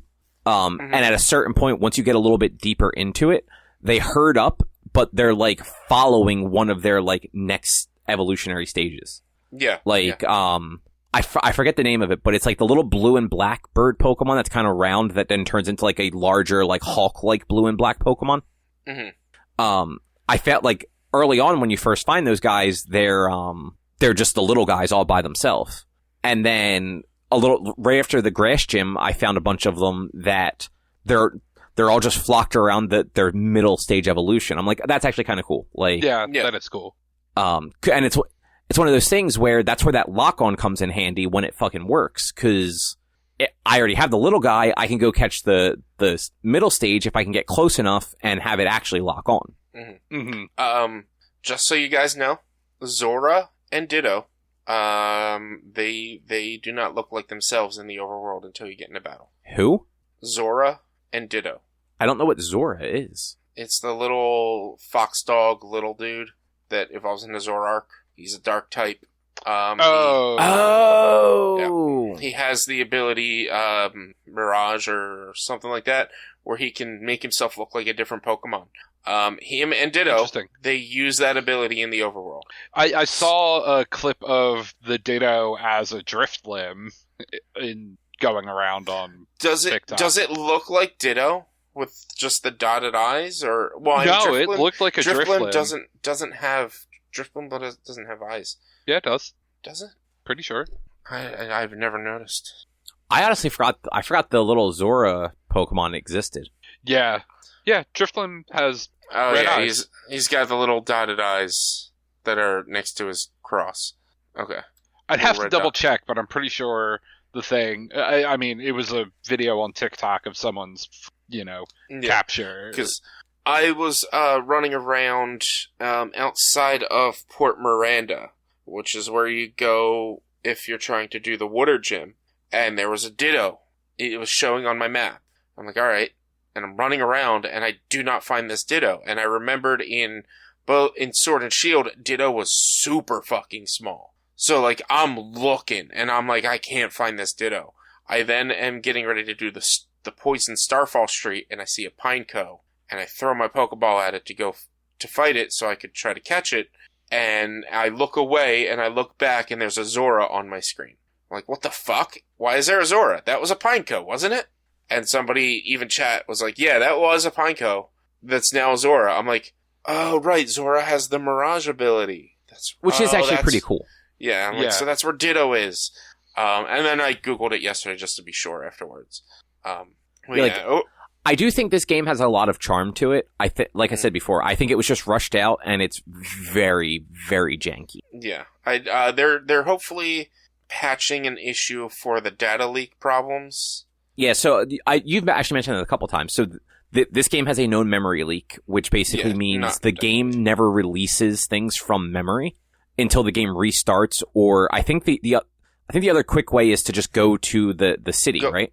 Go in the school, I think, specific. Right, because I think that is one of the few times that the game loads a new zone. Yeah, it's a different map.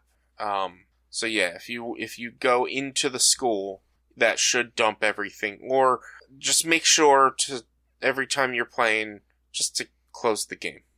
Yeah, I mean, I will say, my game has, been running janky enough that, I have just, closed the game and restarted it a few times while playing, just to try and get it to run a little smoother. Yeah, and it tends to fix it. It does, but run. That's a major fucking issue for a game that's going to sell hundreds of millions of copies. Nintendo is giving refunds to some people. I've seen online. Some people are getting refunds for the game already. Wow. Yeah. So if you're definitely not down with it or whatever, you could probably get a refund. Some people were saying they got a refund within an hour after complaining about it. I don't specifically know if they got to keep the licensing to the game or whatever, or if probably not, or if they cut it off their Switch. But Nintendo is giving away the refunds to people who are requesting them because the game wasn't up to their expectations. I 100% agree that this game is broken enough to where it refund how am I trying to say this? Do I think this is in the state of, say, Batman Arkham Knight or whatever one it was on the PC? Or Cyberpunk? No, I don't. This game runs. It works. Does it have issues? Yes. Are they say they're working on fixing that. I don't think this is but I also haven't ran into any major issues besides really one. I don't think this game is in a state to where, oh, it's so broken I need my money back. No, I don't think it's... I will say, for $60, as the biggest Nintendo release of the year, this game should have been treated better. Yeah. I don't know whose fault it is. I don't know if Game Freak just is understaffed to do a game for a console that is that requires more resources than what they are typically used to from handhelds, or if it's the Pokemon Company is not giving Game Freak the resources and the budget to do something. Like, there's a lot of possible, like, reasons why it's like this.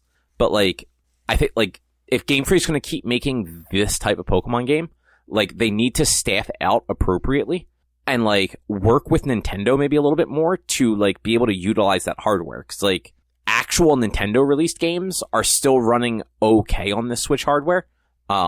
There's definitely the argument that Nintendo should probably get around to announcing a new console since the Switch was already kind of outdated hardware when it released.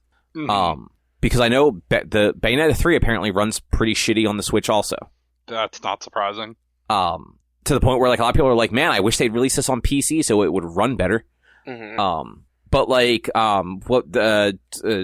fucking Sparks of Hope, that game looks nice and runs really well, like, when I was playing it. But that's like Nintendo was heavily involved in that, I imagine. Yeah. It's wild because, like, Nintendo knows how to optimize these games to run perfectly on their system, but they're not giving anybody, like, the tips or the tricks or letting them know, and it's kind of killing them because of it. It's killing Nintendo because of it. I think it was on your Discord that I said it's kind of like Naughty Dog with Sony hardware. Like, Naughty Dog is good at milking that hardware for everything it's worth, in a way a lot of other developers that are developing for the PlayStation are not. Mm-hmm. And it's like, what do they know how to do that, like, these other teams don't? And, like, is Game Freak and Pokemon Company, like, going to Nintendo and asking for, like, details on the hardware? Or are they just fucking winging it and hoping for the best? Are they, like, still developing this, assuming it's a handheld game, and they just don't actually know how to, like, size it correctly for her? I mean, it wouldn't be too shocking. According to Wiki, I don't know how they got this number. There's only about 169 people working at Game Freak. That's totally possible. Which, honestly, and that's a lot of the problem. I don't think they have the staffing for big AAA titles like these. Like, but they especially getting 2 releases out in a year. Yeah. Exactly. And, like, they only make Pokemon, really. Like, every once in a while, they release that other one random game that no one plays. But, yeah, like, when they're releasing one Pokemon game every 2.5 years, 3 years, however often it usually is, then, yeah, like, not a huge deal. But, yeah, when they're releasing 2.5 games in less than 12 months, like, that's not enough staff. Yeah. And plus, to add to that, how many of their, like, concurrent, like, mobile type games like Pokemon Quest or the like games like that, like they're I don't know how many other there are actually them, but so, like, I don't think Game Freak's involved with any of that. That's all the Pokemon Company. Well, they do Pokemon Quest. I'm on their wiki. They do Pokemon Quest. Oh, I didn't realize they did that. Yeah. So that was like the weird, like, blocky game, right? Yeah. It was the block mobile type game. It was 3DS, Switch, iOS, and Android.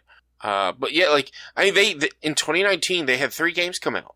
They had Giga Wrecker Alt, they had Little Town Hero, which both of those games were multi-platform, PS4, Xbox, Windows, and Switch. And then they had Sword and Shield in 2019. Like, they had three games come out. Sword and Shield was the closest thing we've ever come to open world. That ran very well. We didn't have as many issues as we did. And then, but from 2019 to 22, they haven't had a release besides the DLC for Sword and Shield. So they had their full, 169 employees, but I'm sure not all 169 are actually devs and artists and whatnot. So let's say maybe 100 developers. I don't really know. I don't know the full breakdown. I'm not going to try to find the breakdown of actually how many people are programmers. Let's say 100 programmers, you split that to 50 each for these games, and over 3 years, and, like, they went big and ambitious in both of them. And Arceus ended up working better, unfortunately. And not to say that I think Scarlet's a bad game. I do acknowledge that it does have its problems, but, like, as an overall, I think Scarlet is the better game than Arceus. But as a feat of engineering, basically, I think Arceus was more well-developed. Yeah, I think Arceus took a lot of chances that so far outside of the open world, it doesn't seem that Scarlet and Violet are taking. Mm-hmm. Though, like, I will say, like, it is nice having, like, multiple quests to go do. Like, I like that it's not just gym. It's, I can do gyms, I can do Titans, I can do the star thing. So one thing I wish they would do is add subquests.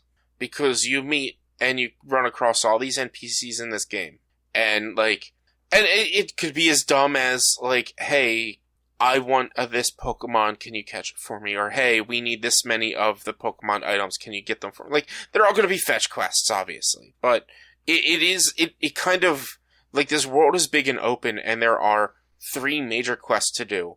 And it is a little overwhelming at start of oh my god, what do I do? But then as you go to each town, it really closes up the town to give me no reason to talk to these people. Cause unless they want to trade with you, I've only seen one person who wanted to trade with me.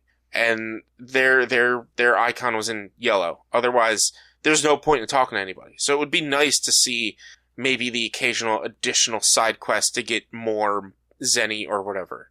Make them a more fleshed out real RPG. Exactly, because then that would help you, Cobb, push to battle wild Pokemon, because it would be that, hey, I need these Pokemon parts, or give me more of a reason to do the auto battle, which the auto battle is great, but it's only great to after a point. Yeah, I only did it a little bit, and it was not great at the beginning of the game. Your Pokemon has to be at least 3 levels above the Pokemon they're battling, and type advantage, for it really to be worthwhile. So that feature right there is really only for the crafting. But as someone like me who doesn't do a lot of TMs, the crafting materials aren't really that useful. So give me a reason to collect these crafting materials. Oh, here's a side quest. I need 16 Psyduck downs. Alright, great. I'll go battle a bunch of Psyducks and get you 16 Psyduck downs. It would make sense. And hey, here's some Zenny, here's some potions, here's some Pokeballs. Stuff like that. Just add a little bit more of the RPG to the RPG. Mm-hmm. Yeah. Now, Rich, out of curiosity, just because you were mentioning items, did your version of the game come with free Pokeballs?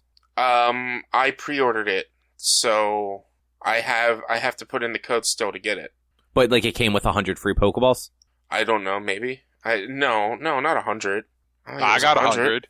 Yeah. Maybe technically I got 200. Yeah. Yeah, did you buy the physical version, Drew? No, I got digital. Did you get a code for 100 free Pokeballs? Yep, for each game in the dual pack. Yep. Oh yeah, no, it's probably a dual pack thing.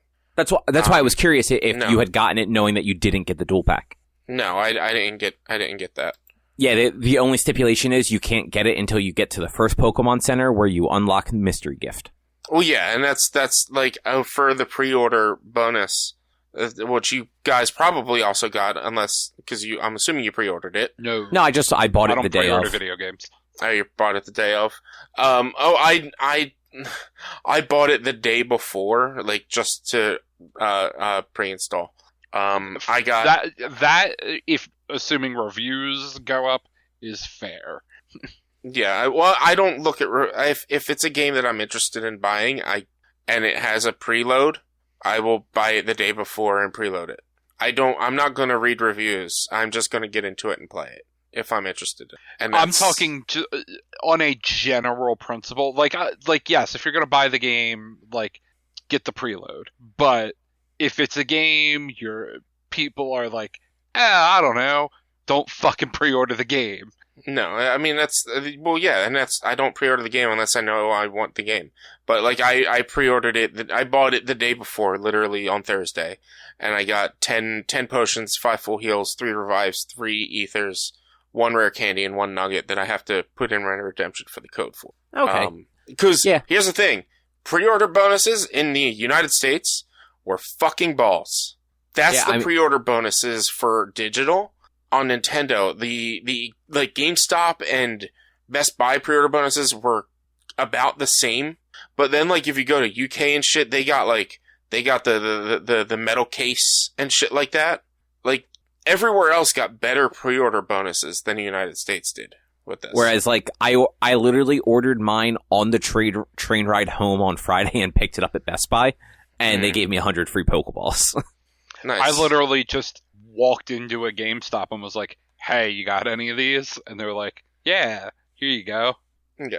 So I have started just doing the like online pickup at Best Buy because it's just easier and I don't have to deal with fucking GameStops or people at Best Buy for that matter. Yeah, I mean, Sarah needed me to stop at, or had put in an order at the Michaels in Deptford there. That's like got the GameStop right next to it, basically. And you know what? I have actually had decent experiences at that one, but it's a bitch for me to get to. Like, it's just, unless I'm in that shopping center, I don't go over to that shopping center. Yeah, so I was stopping in that area on my way back from my doctor's appointment, and I was like, I'll just go into the GameStop there. Yeah, meanwhile, like, the easiest one for me to go to is the Audubon one, and that store regularly sucks. Oh, yeah. Mm-hmm. Like, every once in a while, I've gone in there, and, like, the person working there is fine, but most of them are just, like, they suck. Like, and it's the company, it's not necessarily the people, but, like, the way they have to push shit and the way that they just don't fucking listen, like, I don't want to deal with that. I'm just going to order this shit online and go into the store and be like, here's the barcode, scan it, give me my thing, let me leave. I mean, granted, most of the any time I go into a GameStop, it's just for Funko Pops, but I have not had anything pushed to me. Because you're buying Funko Pops. But they could still push, like, hey, is there anything you want to pre-order? You want this? No, it's literally, I buy it and leave. I have not had an issue with, like, sale pushing at GameStop in the year that I've started going back there. So, like, this was probably actually 2 years ago at this point, because I haven't been to a GameStop in quite a while either. But I remember the one time, like about 2 years ago, I went in there, I bought something, and it was like early fall. And, like, the game I was picking up couldn't have been further away from, like, the type of games that, like, the dude was, like, pushing. I forget what game I got, but he's like, oh, do you want to, like, it was summer, because he first asked if I wanted to pre-order Madden. And then he asked me, he immediately followed up with, do you want to pre-order Call of Duty? After I said, no, I don't pre-order things. I'm like, dude, at least, like, if you're going to push things, like, look at the game that I'm buying and be like, hey, there's this other game coming out of a similar type. Would you like to pre-order that? Yeah. I had a perfectly fine experience with the woman at the one in Deptford. Yeah, you know what? That one in Deptford, I've actually, the handful of times I've gone there, usually, like, they're super easy. Like, they do not ask you to do anything. They get you the product, they ring you up, they let you leave. I did have one, it actually may have been within the last year. I went to the one in Audubon, and the guy working there was actually legitimately pretty cool. Like, he was a little too chatty, but, like, he wasn't, like, asking me to, like, buy subscriptions or reserve anything. He was just literally excited to talk about video games. Mm-hmm. And, like, that was fine. Like, be excited to talk about the thing you're selling. That is good. Yeah. Do not be a douche about it when I don't want to fucking pre-order things or buy warranties for my fucking game. Oh, yeah, that is the one thing she asked. I was like, really? No, I don't need a warranty on a Switch game. Yeah, this is going to go into my Switch, and then when I'm done with it, it's going to go back into the case. If it breaks, it's my own fucking fault. That's why I just buy digital. I buy everything else digital, just not Nintendo stuff. I have not had to uninstall a game off my Switch. Still, I have every game I've ever owned on my Switch I believe I've never uninstalled a game. So every game I've ever had on my Switch is still installed on my Switch. Yeah, I mean, if the GameStop didn't have copies for whatever reason, I would have just bought a digital copy, but it was just easier. Yeah. But is there anything else you guys want to say about Pokemon? No, I don't think so. No, I'm enjoying it. Probably going to put another 25 hours into it this week. And probably. Yeah, we'll see. For my gripes about it and for how poorly it runs, like, it is Pokemon. Like, I'm going to keep playing it. Like, it's not, like you said, Rich, it's not broken. It's not Cyberpunk. It's not Arkham Knight on PC. It is totally playable. It's just got some frustration. Yeah, like, I like the frame rate dips. They don't take, at least for me, they don't take away the enjoyment of the game. Because the frame rate, it's not an action game. It's an RPG. So the frame rate dipping as I'm running around isn't really going to kill my experience because fucking I'm running around in an RPG. It doesn't matter. So it was actually fucking my game up a little bit. Because my thing was actually locking up and then I was getting into battles that I didn't want to be in. Because I would kind of like glitch forward a few steps. But like those were the situations where I just closed the game and restarted it. And then like it evened itself out for a while. Yeah. But yeah, hopefully they correct some of the issues. Like the only other thing that kind of drives me nuts is some of the load time. And it's not like loading into Mesa Gosa City or into the school. It's like throwing my Pokeball and it hitting the Pokemon and loading into a battle. Or choosing to switch my Pokemon in battle to a different Pokemon. The amount of time that it takes to switch that out, it's not long, but it's noticeably long. Mm-hmm. And it's like, I've caught 144 Pokemon. I switch out Pokemon pretty much every battle when I'm leveling up and upgrading them. Or evolving, it is a little frustrating. That, and there's too many fucking menu options. Like, I'm constantly opening up the map when I wanted to open up the menu, open up the menu when I want to open up the map, going into the Pokedex. Right? Give me one menu. And you know what they got rid of? They got rid of the set option. The what? So, in every Pokemon game since Red and Blue, you have been able to go in and you've been able to turn off the bit where it asks you if you want to swap Pokemon during trainer battles. Not a big deal. Was that a thing? Yeah. So it's not like the end of the world thing. It's just wild. That thing has been there since 1996, and they took it out of this game. Has it? Yes. I've played every Pokemon. Never knew that was an option to where they wouldn't ask me between. Yeah, I used to turn it off because the games were so easy. It made it a little more challenging because then if you wanted to swap Pokemon mid-battle, you had to take that risk of you throwing somebody out and your opponent just fucking wrecking you the next turn with something. Yeah, I've never knew that was an option. Yeah, and it's gone now. Not a huge deal. It was just wild that it's a feature that's been around for so long and it's not in it. Yeah. I accidentally denied a Pokemon evolving yesterday. Whoops. Because the way they ask questions and the way they talk in those games, I have trained my brain to respond with B instead of A, and to move dialogue with B in these games because I don't want to. If you hit A, you sometimes get a 30-minute fucking explanation for something. Well, yeah, you hit A if you keep tapping A in the Pokemon centers, they ask you again, and you accidentally have to heal again, or my brain has been trained hit B, and because there's so much, because I caught a Pokemon, and some Pokemon leveled up, and probably maybe needed